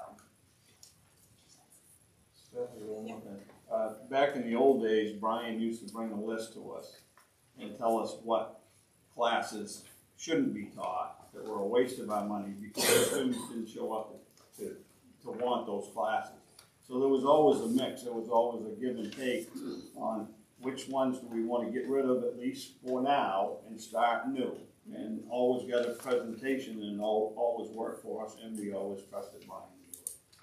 I think we do trust him. I think it's just opening the communication so we understand the process and we can support it or. Well, I think that's what they're asking for tonight. And Mr. Jones, I'm asking if the process has changed, if indeed that's how we're going to use that subcommittee. I just need to know that, and our partners need to know that, our guys need to know that, if that's what we're going to do, then we can certainly pivot. We've been a lot of other things and say, okay, here's how we're going to do that. But that discussion should start, in my opinion, early in the fall, if indeed we're going to do that. That way we're not at a point where, okay, now we're getting budget season and we're up in getting permanent studies out in January. So we're not, I'm not trying to put you guys up against it tonight. I mean, we can always do a supplement, something along that line. But, if we're changing that process, then this is not just a high school process. At some point, Mr. Friedman in the middle school, I'm sure will want to add new programs or courses. I'm sure the elementary school will want to change curriculum, whether it's Nancy Calkins or whatever name, whatever. Or, I'm sure that's the case. If that's the purpose of this committee, we, the administrators, just need to know that. Because again, I don't see this as just a high school class issue tonight. I think if we're going to use, if that's how we utilize it, we need to know that. And I'm not on the curriculum committee anymore. Things have changed. So there hasn't been a meeting, I think, since the beginning of the year. I could be wrong. But so I think they're quarterly. Yeah. So the second one is this week. Stephanie, can I just ask a question? Brian, how can you explain, and you've done it before, but how do these course proposals come forward? What prompts these kind of presentations? Because you've brought courses to us before that, based on what you see in the high school, just going with the high school, the need to fill a spot, and it was just said that some of the classes are not benefiting the students, and I've asked you before, if a course is proposed, doesn't necessarily mean it's going to happen, because it depends on whether or not there are enough students to run the class to warrant having a teacher in there. So just to back up, how do these proposals, what prompts these kinds of proposals to come forward? So typically in September or October, and I can pull the agenda up here, at our department head meeting, I remind the department heads of a deadline for new course submission. And they know these go in front of the school board in December. And the reason we've done them in December is because we then put them together in January. So that's where the timeline comes in. So they meet, so the department chairs meet with their departments. Discussions have usually already begun, whether it's student-driven, guidance-driven, administration-driven, about where the interest lies or where we might be weak, or where we might have a specialty. So if you hire a teacher who has taught world contemporary affairs in another school district, and they've been part of the Camden Conference, that was part of our interview, we were really excited when she talked to us about what she was doing with Oregon. That's something we don't have. And we were pretty excited about the idea of, while we can get our, and for those people that don't know what the Hermon conference is, it is an international conference that actually looks at world issues, contemporary issues that's held. Now, the students don't get to vote and they don't get to sit in with the world leaders, but it's pretty incredible that high school kids can actually attend that, listen to issues that are going on in the world and hear that discussion. So that, for example, that was driven from what the teacher specialty has and interest they had in what we see as an area that we don't address. At the same time, we've had courses like food science and nutrition that we thought would be a great thing to add, and I think we had 3 kids sign up for it after that was approved. And we tried to run that 3 different, we put it 3 times, and then we took it out of the book because no one was signing up for it. And as Tony said, those used to be here's a list of what's going in, here's a list of what's going out, kind of discussion. But it can be student driven, and we have some courses because of our students' interest. Show choir, which you saw tonight, and Ms. Robinson alluded to, it used to be a course, we took it out as Cammie Carter left and our numbers dropped. We tried it extracurricular, that didn't work. We hired Christy, who's fantastic. She doubled the number the first year, now she's doubled it again. And so that's a student interest, but it's also driven. We have an instructor who's very good at that. Justice and Law was one you approved probably 9 or 10 years ago, because we had a teacher who was very good and well definitely that. The kids were interested in it. They come and said, hey, we want to debate, we want to do, mock trial, what have you. That teacher left, and the interest has waned in that area. So this year we're not running Justice and Law. We didn't have the numbers to do it. Back in 2018, 2019, the board and I had a conversation regarding our humanities and looking at an a la carte model. That had to do with Gary Garner coming in and looking at what we were offering, civics, U.S. history, world history, and saying, hey, here's something I've seen, and here's experience that both Camden and Orono, and we really like that a la carte. And so when you look into these classes, they would fill some of the a la carte in the humanities. So I just want to clarify, because we just was it the second reading, I don't know, for the school committee powers and responsibilities. It's definitely not a new process. We have the curriculum committee now, right? So I'm tabling it back there. Honestly, given, and yes, I understand, I haven't heard the presentation yet, but looking here, I probably would have made a motion to approve it on one vote. So I can retract my motion to table them, and if somebody else wants to make a different motion, then they certainly can. But this has always been in there, adopts courses study, and you are exactly right. In the past, this committee has not had the opportunity to focus on curriculum. I felt like we've made it clear, at least since June or July, that is going to be one of our focuses for the new year. And so it is our responsibility to ask the questions in my mind. So I don't believe it's a new process. I just was deferring it back to the curriculum committee because we have that now. Right, if it's new, I'm talking about that subcommittee. Yeah, of course. Right, so if that's the case, I need to get on that agenda tomorrow because I'm not on that agenda. So if indeed we're going back to that, I would like, however, I need to get on that agenda. I would like to get on that agenda with these classes for tomorrow, if that's what we're doing. I do have a department head meeting, so I will be late, but. I guess my question is, if there's a difference between adopting what the courses are. I mean, the information has already been put together regarding everything about the courses by the people that have deemed them necessary to have, and by the interest that students have in taking them. I guess that I'm having difficulty understanding. The presentation is already there to ask you to adopt these courses. And there's the opportunity to ask questions regarding that. I guess I don't understand what it is that you think is going to happen at the curriculum committee that hasn't already happened. The more knowledgeable others in this situation have already had the discussion, have already formatted what it is that they would like to teach, the reason behind the teaching, the cost for the teaching, the materials necessary for the teaching, and it has come directly from what our students at the high school level need. So did we survey all students? Well, the teachers start that point, and it comes from their students. And then in essence, whether the course actually is run is surveyed by the students on whether they decide to sign up for that course or not. For me, I've voiced to you before that if we get to this point at a school committee meeting, we've already lost. For me, it's what is the taxpayers buying? So I'm glad the people that have the knowledge and have made these decisions, but to bring it before me in the middle of a meeting and say, I want you to vote on this, when it actually has dollar signs that we will have to manage. I want to have a fully... The most costly of all of them is the one that's just getting pushed through. Actually, the information has been provided on that one, where the overwhelming majority of the cost is being provided externally. And the instructor is actually being paid for and resources being provided.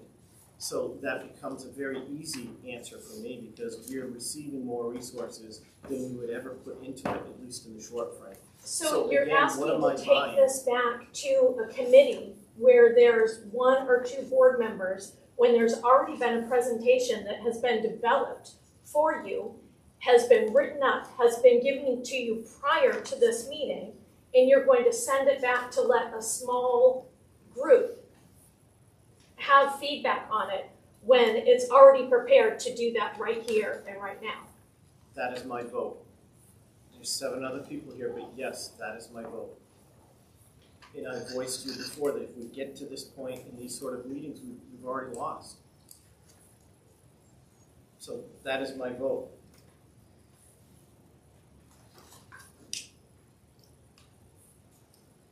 So what's the motion on the table? The motion was... I don't have one right now because I retracted one. Okay, I move to table the 25-26 course proposals excluding the UTC CTE exploratory course. Second. Any other discussion? Any abstentions? All those in favor? All those opposed?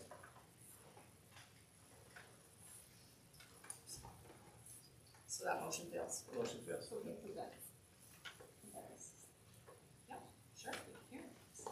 And then we'll vote on the courses. Is that the goal, or are we just presenting what was the?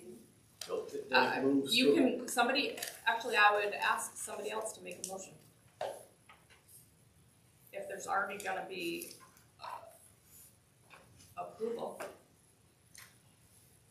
Or do you wanna see, It's do you not wanna hear necessarily it? as approval, it's, I'm open to hearing them. It's also that it sounds like the curriculum committee is not gonna be included in any sort of course discussion. That's what I'm hearing, so I'm trying to navigate of, is that going to be part of the curriculum committee to be part of the course discussion? Because it sounds like it isn't. So if it isn't and this is all we have, then we can go ahead and vote on it because we're not going to be included anyway.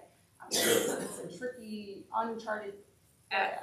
It certainly is, and we've heard from the public several times, and they look to us as the committee to say, hey, what are you doing? Where are those test scores? So ultimately, we're the ones that falls on. So we're saying, hey, we'd like some more information. We're not questioning anybody's ability to do their job, etc. We need more information as a committee, and that's what all those subcommittees are there. I question, why do we have any subcommittees then, right? Those subcommittees are there to do additional work and to ask all these questions. So if you want to hear the presentations, then we can hear the presentations. At our last committee meeting, we fleshed out what the areas of discussion were going to be for the next 4 quarterly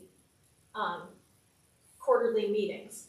And they were around assessment, school goals, and other things that were mentioned in the meeting. So I would ask where we are with our assessments, because that would help me for these scores, for these courses. So going back to what's the need at the high school? That's not our students are assessed at the state level in 10th grade. So given that these are elective classes, most of them, what we have for scores wouldn't necessarily be what we wouldn't be able to measure what our students are doing using that state score. We'd be using the summative assessments that they use that are aligned to the Common Core standards and the main learning results. We're not going to have a state score that's going to tell us the result of, quite frankly, any 11th or 12th grade So we're not going to of what's teaching. We're not going to see if we need improvement in reading versus math. You'll see reading and math scores for 10th grade.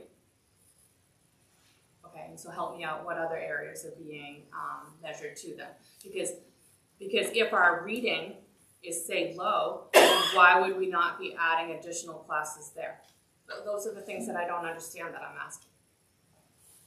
What is being proposed to be being offered is additional courses in humanities, which would revolve around reading and writing and real world situations with those things. Well, I think what I'm hearing you say is what courses are being brought forward that are going to help the areas that we aren't testing well in. And I think if I'm understanding what you're trying to say is I think that's when we're looking at new courses, I think Ms. Euler is trying to say when we get those test scores, are we seeing, where are we deficient and what are we doing?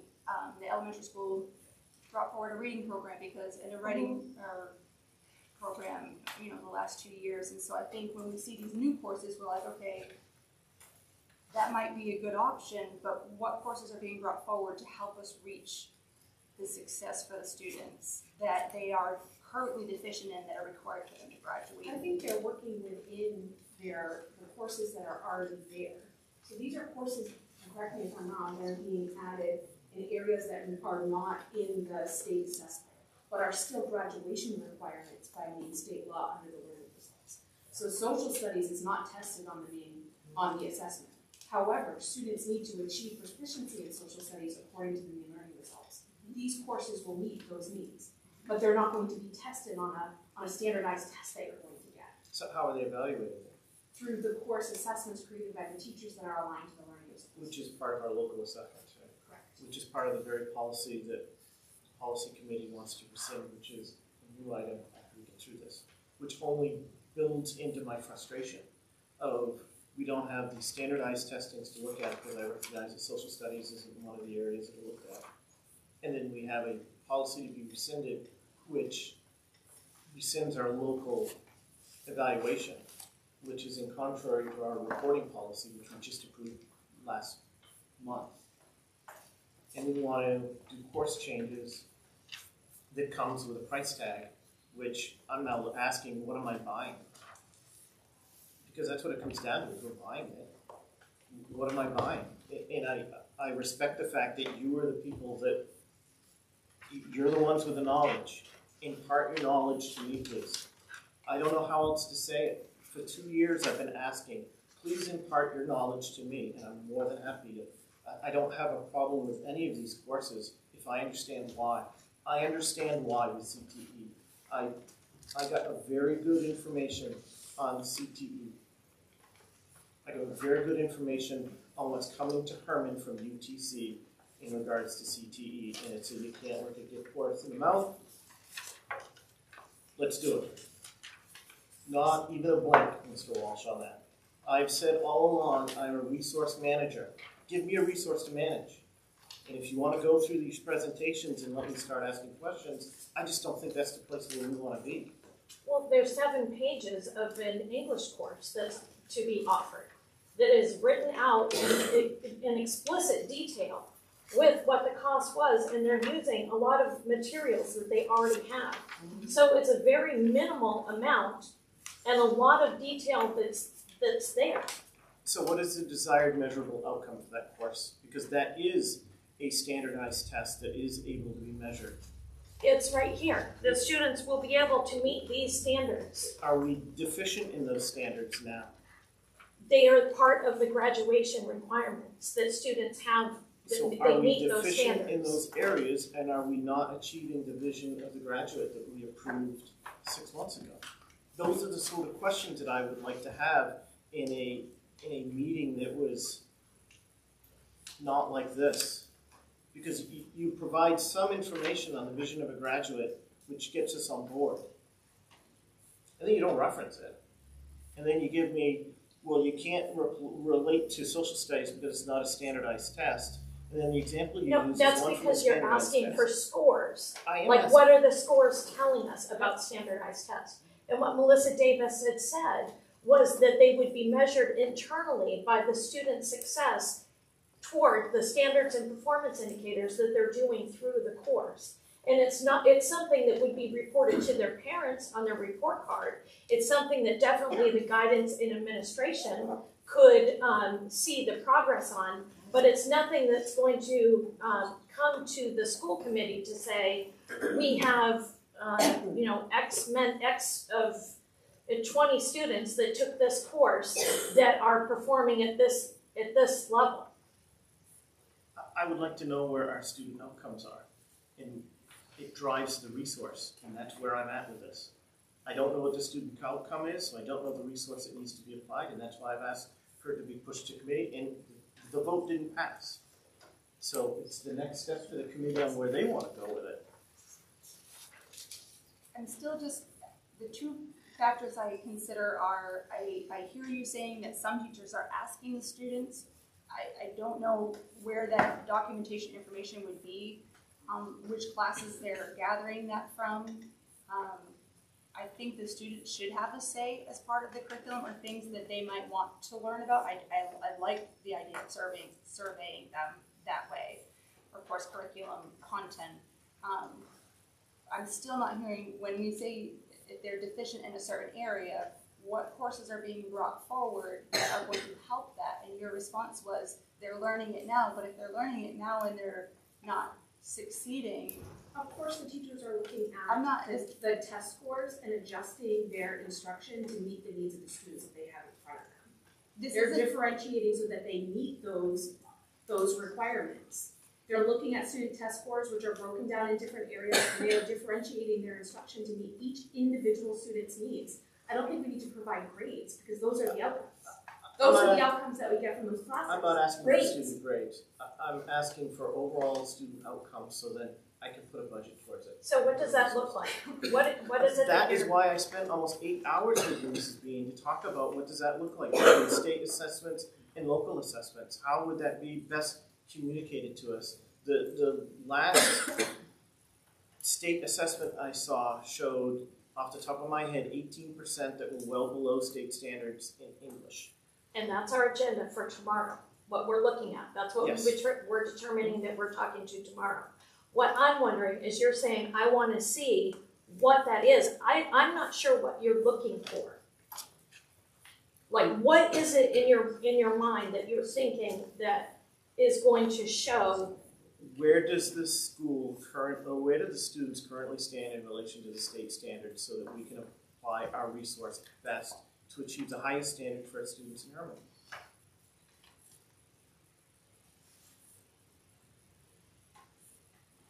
How does that apply to these elective courses that we've been discussing? That on the agenda, it was that it is going to be proposed, and before the proposal was even heard, it was moved that it was going to be tabled. No, I gave you a courtesy to let you know where my thought process was, and I let you know on one vote. And we have a very thorough presentation from you guys on that. You are correct. Mm-hmm. So what is it that we were going to hear in a presentation that wasn't already provided to us in the materials? I'm not doing the presentation, so I don't know. Well, you asked the question, so that's why I was looking at it. Because it was prepared to present to us, or to you as a committee, and it was decided or put to a motion that it wasn't even going to be listened to, that it was going to be tabled.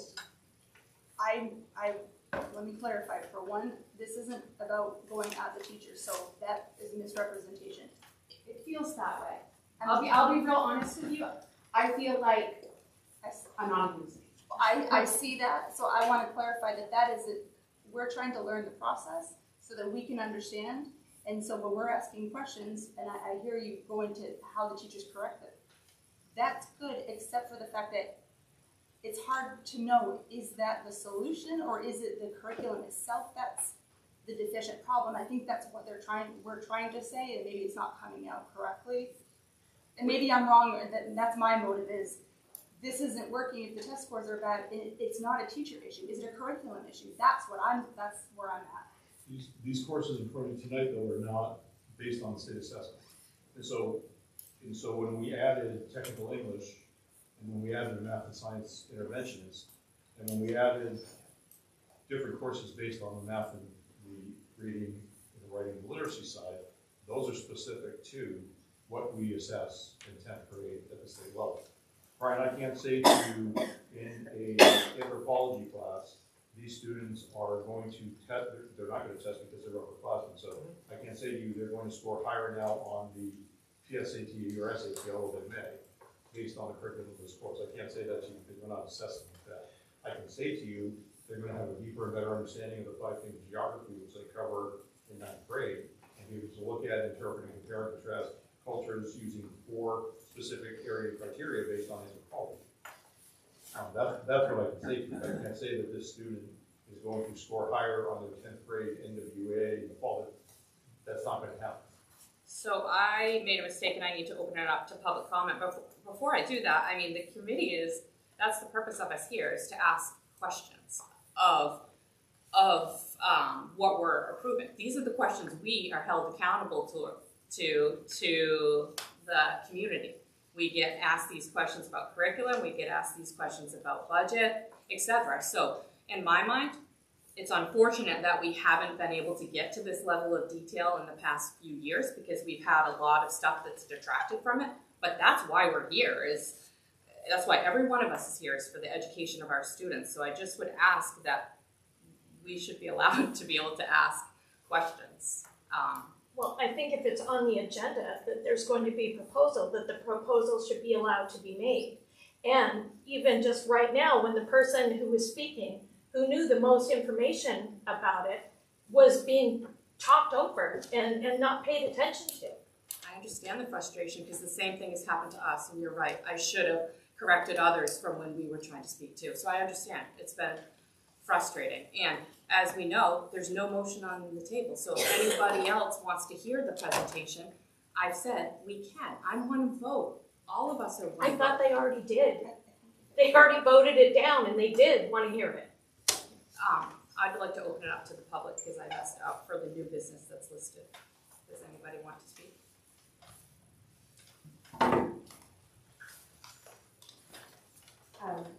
Danielle Haggerty, Cog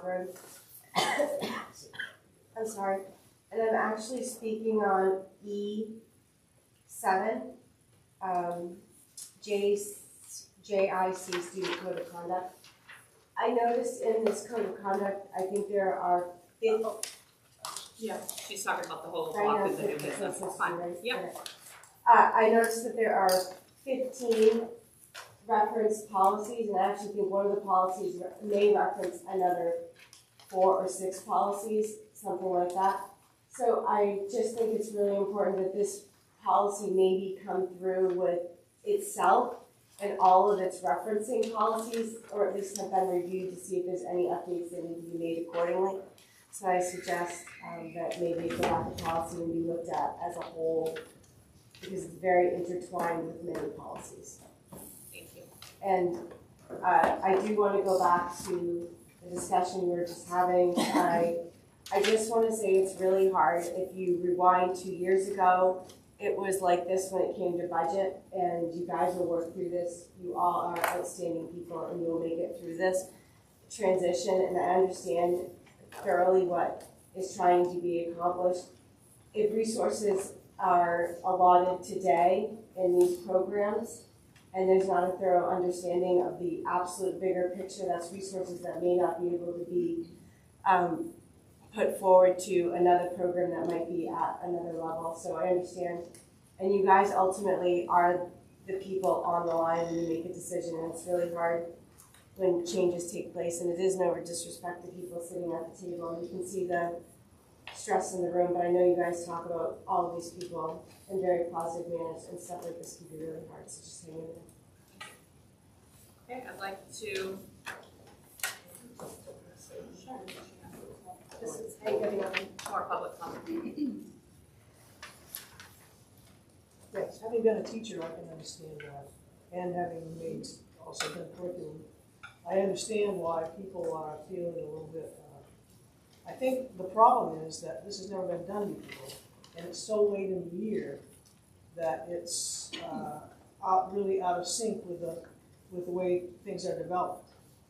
And that maybe for next year, things should, you're right, I believe the school committee should have oversight over the curriculum in some manner, or at least, be able to look at it and see in detail, but yet maybe it should start next cycle, because this cycle is very late to try to do it, even though your motives are, I'm sure, very, very good. And they've been working on it all year. They feel that the experts, and they're done, pretty much done with it. So I think that you could go to these meetings, but you should have the idea that everything's already been done for this year and that you should get more involved for next year. But I also understand that because the school committee has been in such a disarray the last few years, you didn't have time to handle those issues at all, to even look at them. And that is one of the 3 things I think you should do. But I just think it should be more directed towards next year, so that you do have a better overview of what's happening. Because this year is kind of late because it has to be put forward. That's kind of how I look at it. So, Terry Lewis. Stephanie, apparently somebody said my name, but I didn't hear them and I walked off. I'm so sorry. No. I can barely hear. I just wanted you to know that in looking at policy JIC, I went back through every one of those policies that are referenced. Many of them have been amended or looked at already this year, but I absolutely did go through every one of those to see how they matched up with what was being proposed. So the policy, the reference policy in the stack of policies that I was specifically concerned with was the bullying policy. That was the one. Can we? I'll check it out. Thank you. Yeah, I have an idea on that one when we get to it. Thank you, Danielle. So was there anything did anyone want to make a motion? Well, motion. There is no motion on the table. Can I just pull on one more thread? I just have a question. Yeah. So talking about some addition of courses, and Tony mentioned in prior years we had a list of additions and subtractions. Are there any proposed or anticipated changes that would reduce courses offered? There was changes that occurred last year that caused courses to not run over the offer.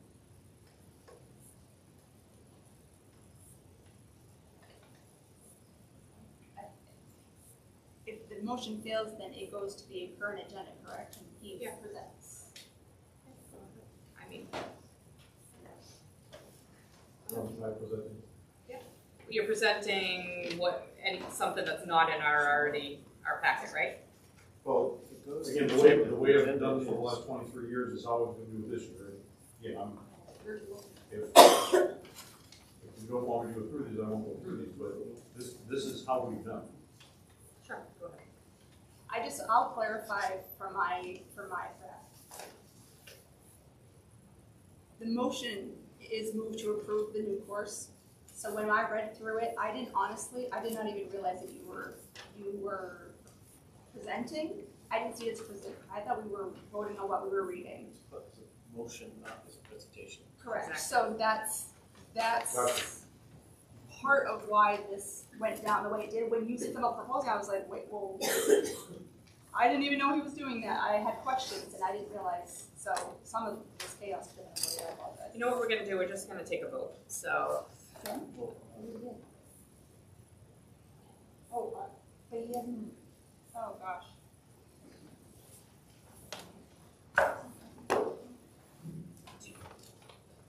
What would you like to present? Go ahead. What I would like to do, if it's okay, is just go through the overview of each of these that you have in your packet, and then I would be happy to answer any questions that you have on these. And then I would just ask if indeed we are going to do a process where it starts with the curriculum from now on. And that's what we're doing now. We'll make sure we get those to them in September or October, so that we can follow that process. I think that's probably a conversation with subcommittee. Okay, so in front of you in your packets, you have 4 new course proposals. The first in order is the World of Contemporary Affairs. Last year when we hired for social studies, one of the candidates that we interviewed at her last school in Orno, they created this program. They created a course in the program. We in the social studies, my background happens to be social studies, as were many people on the committee, and we were excited with what she had done, and we asked her a question on what she could do in addition to the courses that we had here in high school. She looked at our program of studies, she had gone through it. Her expertise is in world and contemporary affairs and world issues. This course would offer our kids something that we currently don't offer, and at a level that, quite frankly, is only available to a few high school students in the state. And that is by putting this in line with the Camden Conference, it gives our kids an opportunity to see in person what they've been working on, what they've been studying. The Camden Conference actually provides in advance the topics that they are looking at. So whether it's climate change, whether it's changing economic systems, whether it's change in borders, et cetera, our kids would then work on that each year based on what the proposals were for that conference. And they would research and learn about the world leaders, they'd research and learn about the different countries come in on this. They'd be looking at how those countries are looking at these problems and how they're solving these problems. And then we would look at them ourselves from where we are in Maine and look at how we would potentially solve this. The cultivation of that class, or the focus of that class, is going actually and attending the conference. In past years, that teacher has been able to, through her connection, one, by getting her students in, been able to get that funding. And so when you see the funding part of this, yes, there is no question there is a cost, and that the main cost of this is getting a bus down to Camden back.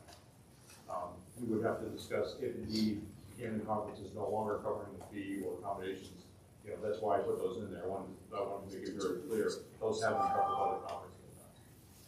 So this is and would be an upper level social studies class.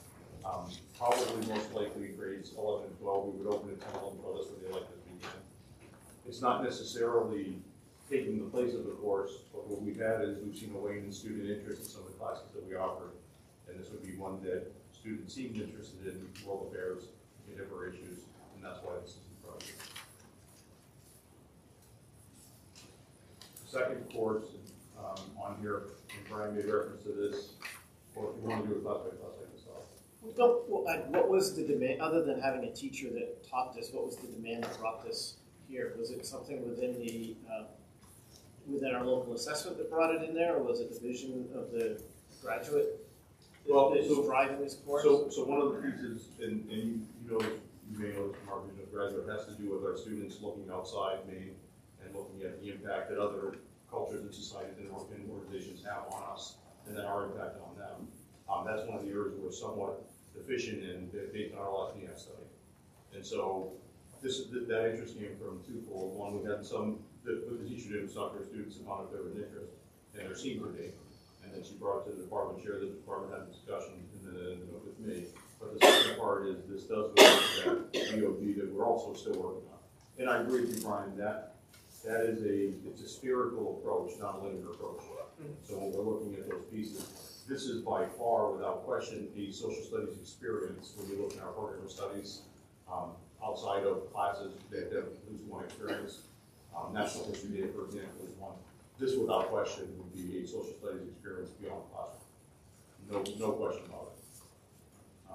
So that's why this ended up in front of you as a social studies. So we have the qualified teacher to do it, but do we have the capacity otherwise? I mean, the teacher is involved with another course. So do we have a capacity to take on this course? If the student interest is up, at the end of the day, the students are like our voters. When that program of study comes out, if they're interested in this, they'll take this class. If they're not interested, like I said, health and nutrition and science and food sciences, that would be a great course. 8 years ago, we never ran it because only 3 kids signed up for it. At the end of the day, they are our voter. And when this program comes out, we'll know whether we run it or not. It may mean we don't run Justice and Law, which we didn't run this year. It may mean we don't run the U.S. World War 3.0. It depends on the student interest. but all of those upper level social studies classes are specifically tied to the learning results in those specific state standards. They're just doing it through different platforms and different interests that the students might have. But at the end of the day, we won't know until if this is approved, we won't know until we put it out there if this is something the students are interested in or not. I can't tell you there'll be 22 kids or 42 kids or 52 kids who sign up for this. The social studies department would like to think 60 kids are going to sign up for this. I would imagine we'd have one section to start. So what would be the impact then if you run the course and therefore you're not running another course? Would we find that students aren't getting the... Because social studies is a la carte, it wouldn't. So there are some classes we just don't run in social studies based on the student interest. We've looked at, should we reduce and run only certainly 3 a year and reduce what we have, and we decided not to do that because we came back out of NEAS with a little deficiency in voice and choice. So our thing is we put it in there and we see how many students are interested in it. If it's 6 students, then clearly this was not something they were interested in, and it was more teacher driven. If 60 sign up, then we won't run 3 other sections of something else, because again, they're all electives after 9th grade in the district. So what am I missing? I thought we were surveying or asking the students ahead of time, so we probably already know if there's gonna be enough interest. The teacher seems to know, and the Okay. department feels there is, yes. Okay. Yeah, I think they think there's more than there is, because this is a heavy course. This is a higher level reading and research course. I'd like to take it, but I'm also not 15, so. But that's how we'll know. Is it 20 kids that are interested, 25 kids that are interested, is it 6 kids that are? The second course on here is the Career and Technical Education Exploratory, so this is the CTE Exploratory.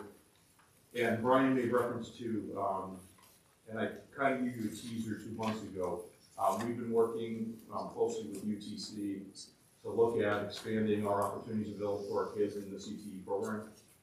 We know that our building is only so big here. We know that UTC is only so large there. But this course would allow, if everything goes as planned, and I actually have pictures in the office, but I'm not ready to share those yet. We would actually be bringing over a mobile classroom. Right now we're looking at 2 parts that would then be connected, and we would in essence be running a shop program outside of room 167, where our kids would get 4 modules. So they would learn about electrical, they'd learn about plumbing, they'd learn about small engines, they'd learn about carpentry. And at the same time, because of the instructor we have, they would also be able to look at CNC, 3D printing, etc. So Mr. Stahl happens to be someone we sent for training pre-COVID to UTC. That's one of the reasons he's doing the STEAM program. But this expands that to 9th and 10th graders. Currently only our 11th and 12th graders in UTC. We're hoping that this expansion will be a carrot for some of our kids who are not able to have the credits necessary to get to UTC. And so if we can get 9th and 10th graders hooked early, our hope is that we can keep them engaged and interested so that when you're a junior, you're not able to go to earn your 10 credits. So this to us is an exploratory program that would allow kids hands-on experience early and hopefully hook them and get them to the point where they want to then go to UTC. Our numbers are great. You guys all, I think you all know this. We're usually the highest percentage enrolled at UTC, but we think we can offer and expand this to more kids. And so this is a semester, and the reason we did it semester-wise, we looked at it as 4 units, and again, we want to get in as many 9th and 10th graders' hands as we can, preferably 9, to then get those kids excited about, interested in, and then hopefully credits to then attend UTC. There's a second piece that we're not ready to discuss yet that has to do with crosswalk of credits. There was a meeting on Friday that looked at actually what the UTC courses are. They did a crosswalk with the state standards, and again, this is not linear. This is part of that spherical piece where some of our students enrolled in certain programs could actually get math credit or science credit or English credit or what have you, depending on the CTE program they were involved in. But this is a early opportunity. It's not almost like early intervention. It's an early opportunity for some of our kids who may not have the credits or the wherewithal to get into UTC until senior year. We're hoping this will be kind of like a catalyst for them. Who funds the equipment? It's a loaded question. What's that? Who funds the equipment? So So I don't like to ask questions. Yep, so no, you can ask, you already know the answer. So UTC is providing the structure, the tools, the equipment, the training. They're providing everything but the electrical hookup from our building to what we would set up outside. Again, this is it's not a done deal yet, but it would be outside of room 167, which is the perfect spot based on the instructor. They would also be providing us an additional instructor, whether it's in the form of a co-teacher or a head tech. So at the end of the day, they're providing a lot for a very little. And I put it here, that hookup's a one-time thing. Once we have the electrical hooked up, that's it. Now, obviously, there's going to be a cost to running, heat pumps and electrical in a shop setting. But I think what we could get out of it is way more, is kilowatt hours for electricity or cheaper school. It's pretty. So this is a pretty exciting opportunity for our kids, especially those that are in that kind of that come in ninth grade and aren't sure. That's the question. With the exception of the electrical hookup, UTC's paid for all of it. Any other questions on that one? That's a given. I'm pretty excited about it. I can't wait. Mrs. Durham's excited about it. We're all excited about it, but I hope that's a yes. The third course in front of you is anthropology, and this is Anthropology 101. I had the opportunity to observe a teacher last year in ninth grade, the World and Its People, and she did a unit on anthropology. Specifically, she had her students take part in a actual dig. She brought in Tupperware, they weren't digging in the yard or anything like that. And they actually did an archaeology study, and it was very intriguing. It was very hands-on. The kids thoroughly enjoyed it. When you're looking at place, location, movement, people that affect on the environment or region, and you're having discussions about it, or you're looking at pictures about it, it's one thing, but when you go hands-on with it, it's another altogether. This teacher's background happens to be in anthropology. Her passion happens to be in this area. The students that she had in ninth grade last year, without question, enjoyed this piece. And so when we were looking at, again, where our electives are currently, this is social studies again. In social studies, it was looking at how do we take those, the geography and the elements of culture, and take them to another level. So more than just reading about it or watching a video about it or doing something online about it, the hands-on side of it. And this course will be heavily research-based, heavily doing-based. It will allow our students to compare and contrast cultures over different times, places, using those things at a different level. When you're looking at culture, people, and past, pretty neat. The ultimate goal is, again, it's not about our kids all going into anthropology, and I wouldn't suggest that to any kids per se. I don't think you can get a job in it. But the idea that our kids are thinking at a different level and compare and contrast. And at the end of the day, if a student can look at ancient Greece or ancient Rome and compare and contrast them to modern day United States and look at that over customs and traditions, economic systems, social organizations, government, language, economic systems, religion, social organizations, they can write one heck of a very good essay that they can then is applicable to anything they do. I'm going to pause you right there. I want to be able to dismiss our students, please, and I need to make a motion to extend our meeting till 9:30. Do I have a second? Any discussion? All those in favor? Motion carries. Sorry. That's okay. Part of this course also. Part of this course also involves a trip to the museum. So the only additional cost to teacher that would cost the school would be the cost to get to the Hudson Museum and back, and we estimate that at $160. And we don't have to go to the Hudson Museum. It just happens to lend itself very nicely in looking at archaeology and anthropology. Can I ask you a question, please? Is Anthropology 101 a course that's offered through our colleges that we partner with in the area? That's a great question. I don't believe so, but I'll tell you what would be really cool if you ask the question. Since you bring this up, we have certain classes like English 101, English 102, et cetera, that we do get college credit for. That's a great question. It wouldn't at this point because we haven't been vetted, but the question would be, if we run this course, is this an opportunity down the road to get vetted through the university system where we get credit for it? Oh, nope, I asked it wrong. So thank you. Thank you. I appreciate that. Yeah. What I'm saying is I know that our students have the opportunity to take classes, and I could be wrong, through the University of Maine, they can take this through Hudson. So this is a course that they would have as an option. They can take this online currently.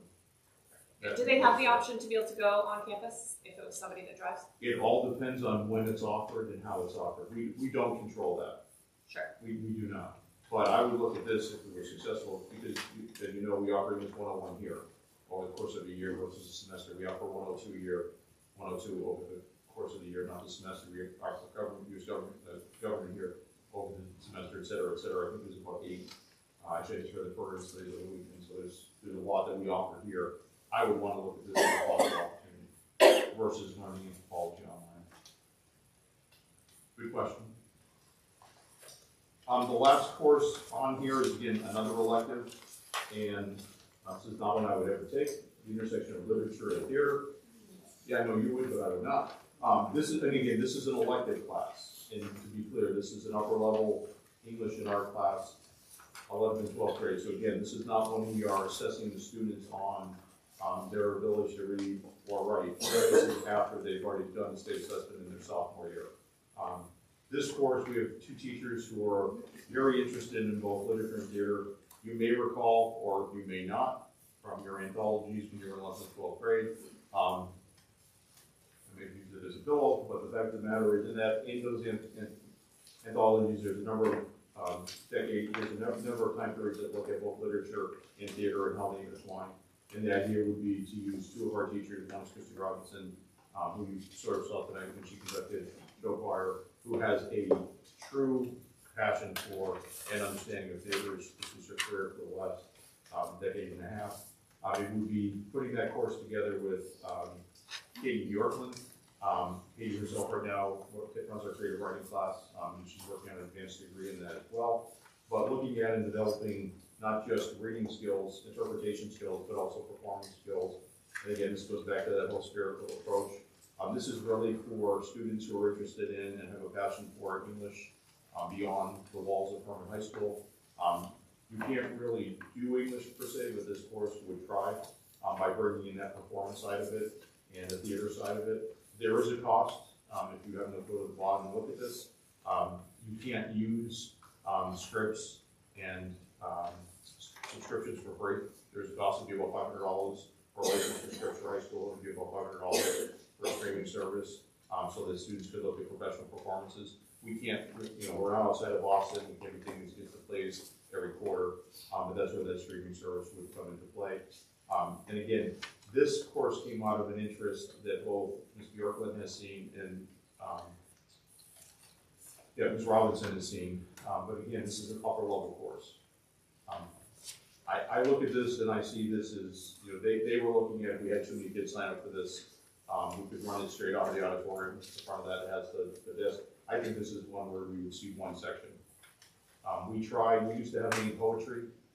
We used to have main authors. We had some courses that we used to run that were popular and then kind of waned. I could see this, given the passion that both these individuals have, I could see this being a course specific to kids who are really interested in that upper level theater side of things, or performance side of things, or writing side of things. And you can see, again, all of these courses we did list the main learning results, the specific indicators that are covered by them. Certainly.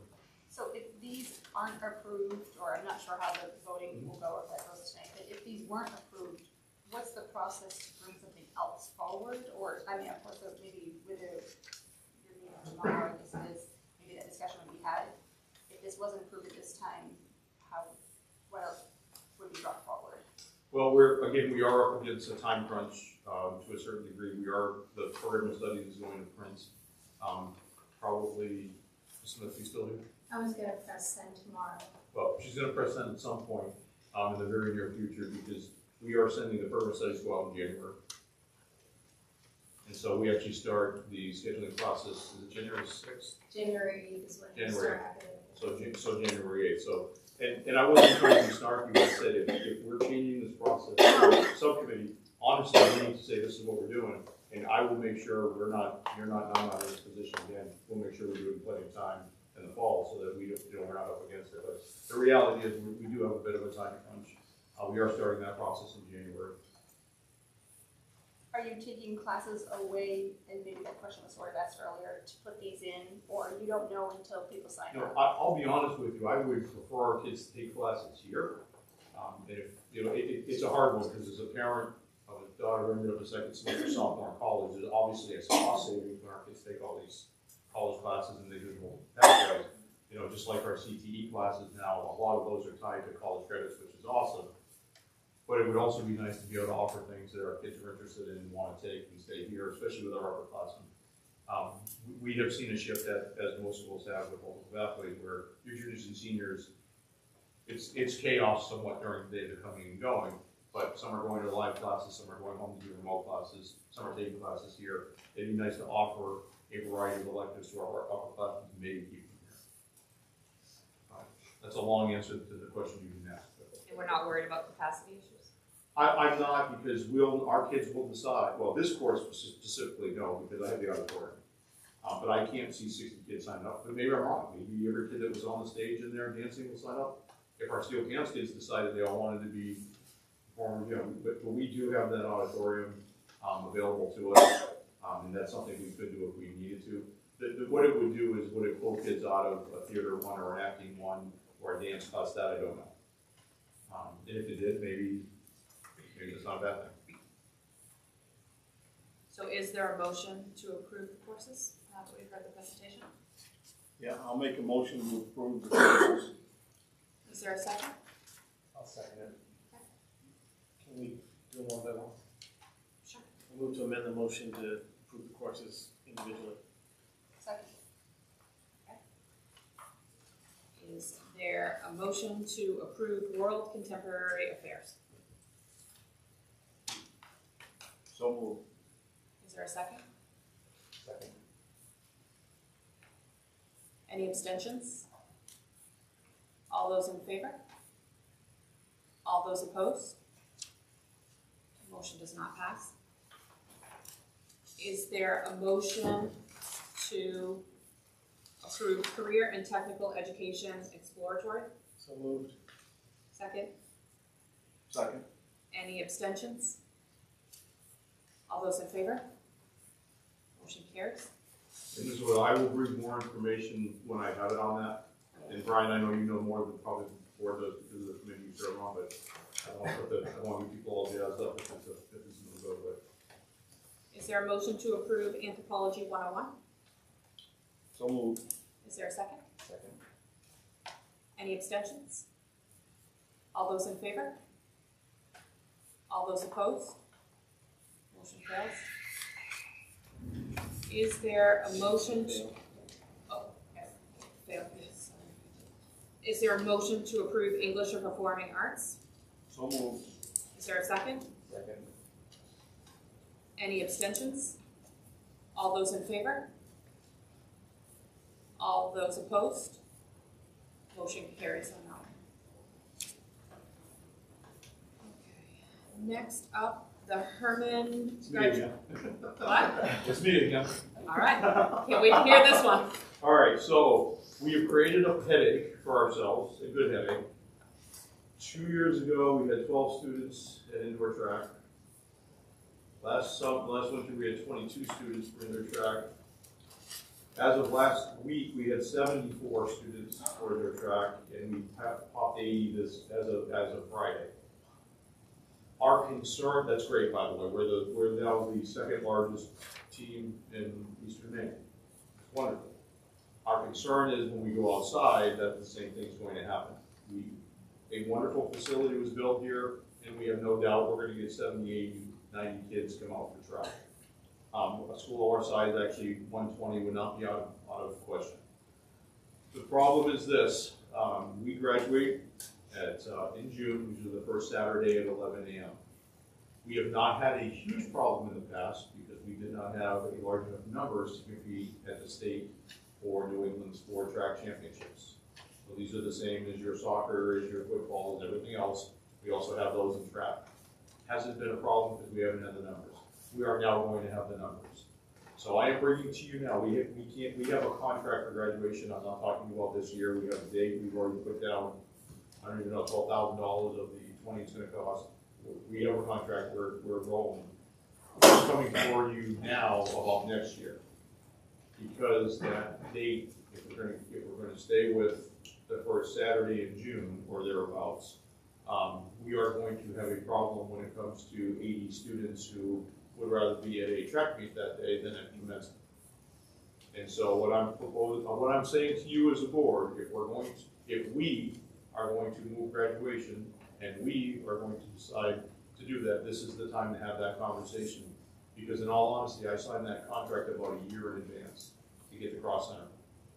And Sundays are not an option, and Bangor has it on Sunday, and Brewer has the Center for Performing Arts there will be made on Sunday. They already have the Sundays. So really the question for us is, are we willing to look at a Friday night graduation or commencement versus our Saturday morning?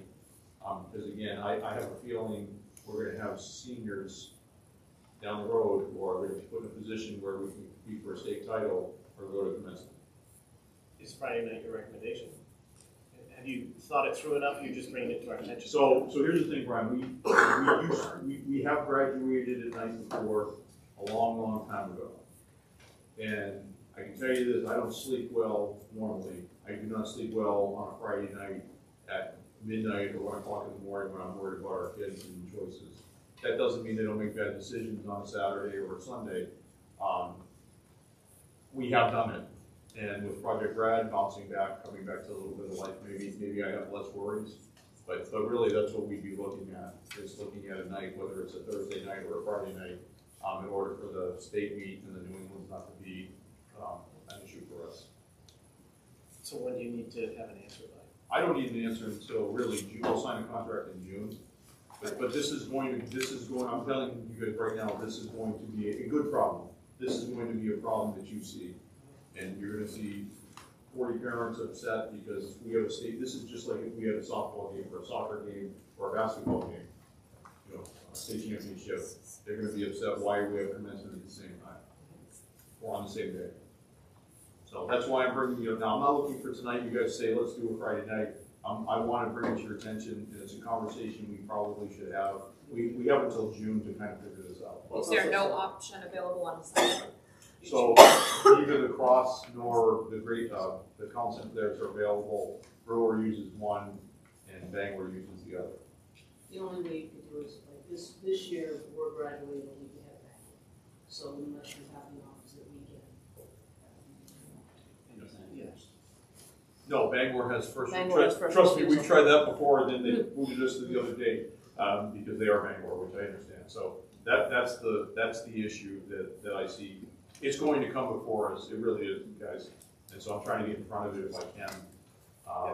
This really should also be something that our news complaint weighs in on, because we'll have just enough time, we'll have 45 days from the time our news makes here to when the final decision has to be made. So I just put that down as my future agenda item so that we don't lose that one. I'd like people to start thinking about that, especially for those of you who have kids who are in school, who may do track, who are going to graduate in the next few years. There's probably 2 or 3 of you, in all seriousness. And we don't want to put parents in that position either, where you're now in an argument with your child, well, something's supposed to be great, events are supposed to be it is awesome, by the way, if you have an event. But I wouldn't want to put a child in that position where now my track team is in lose states. Can I make a recommendation that the timeline be along the lines of the school calendars approved, that we commence on school calendar, and that's in the March to April timeframe? That would be an appropriate time to be able to do it before June. I just wanted you guys thinking about this because. Thank you. There's no vote needed. No. And so we're supposed to approve a replacement of our freezer. Do we know the cost of that? You're gonna share. Yes. The good news here, it's good news and bad news, we always have that, right? During your audit, you heard that the food service department has had a large amount of money to carry forward. So we received a letter telling us that we must spend that down. One of the things that Mrs. Clavette put forward as a way to spend that down is to pay for the new freezer as well as an oven at the elementary school. We'll get to that later, but right now it's the freezer because we'd like to get the approval to go ahead with that, using the money that we must spend down. And I have 3 quotes. They're all within $400 of one another. One is $50,580, one is $49,626, and one is $49,313. that would prefer to go with the 49,626 because they would do the entire installation and get it all set up, and she believes we could get that done during the vacation rather than waiting until summer to get that taken care of. Do you want to see those? Could you pass those? If it's under 50,000, that doesn't need a committee vote, is that correct? It's always good to bring it forward because it wasn't in our budget though, but yes, you're. The recommendation is 49, and it's also because it's a local vendor that's able to dispose of it. The other bids didn't necessarily include disposal of it. That's correct.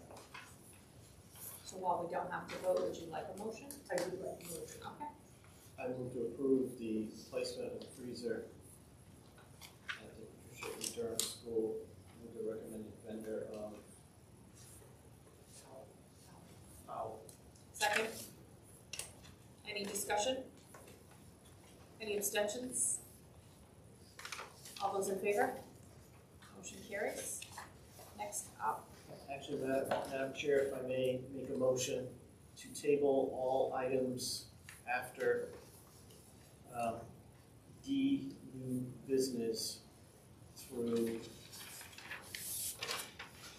D, C, committee reports, due to time constraints, and jump right to possible future agenda items, and then warrant articles. I'll second it. Correct, you skip over reports because of the time. So again, my motion was to table all items from item 10, new business D, capital improvement plan, through item 11, reports C, and continue the agenda of possible future agenda items. Yes. And so we have a motion and a second for discussion. I was going to table JIC student code of conduct anyway,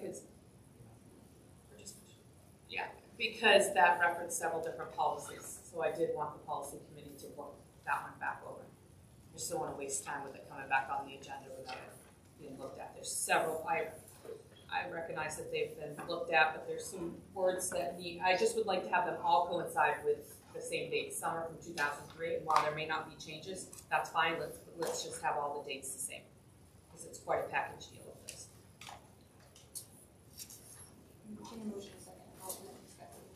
Yeah, I mean, is there any other discussion as far as those items are going to be tabled for our next meeting, unless you wanted to go somewhere else? Was that clear enough for you to try to figure out what I just said? Yes, but I need to vote. Yep. But any other discussion? I think we have to vote for the discussion is what you're saying. No. Table. We have a motion, we have a second. Discussion. The discussion, I had concerns with policy EJ bidding and purchasing requirements. That's what I had brought forward in the past. You gathered some of the thoughts I had, and I guess yes, send an email. I don't know who. Yes, I would ask you to send that on to Patty and myself with what you would like specifically the policy. I'll call it policy. You know what I mean? The committee to be able to look at. Okay. Any abstentions to that? All those in favor? Motion carries. So possible future agenda items, David? I'm all set, thank you. Debbie? I'm all set, thank you. James? All set. Tony? All set. Haley? Budget workshop dates, if you get those. I'd like to, yes, have the finance committee look at a budget meeting. Yes, but first we would need to have the draft. Anything else? Fine. Subjects for committee training, we're supposed to address that, and we didn't make tonight, so we just need to keep track of that. Substitute teacher pay is something that we don't want to lose track of, and then the commencement for 2026 are items.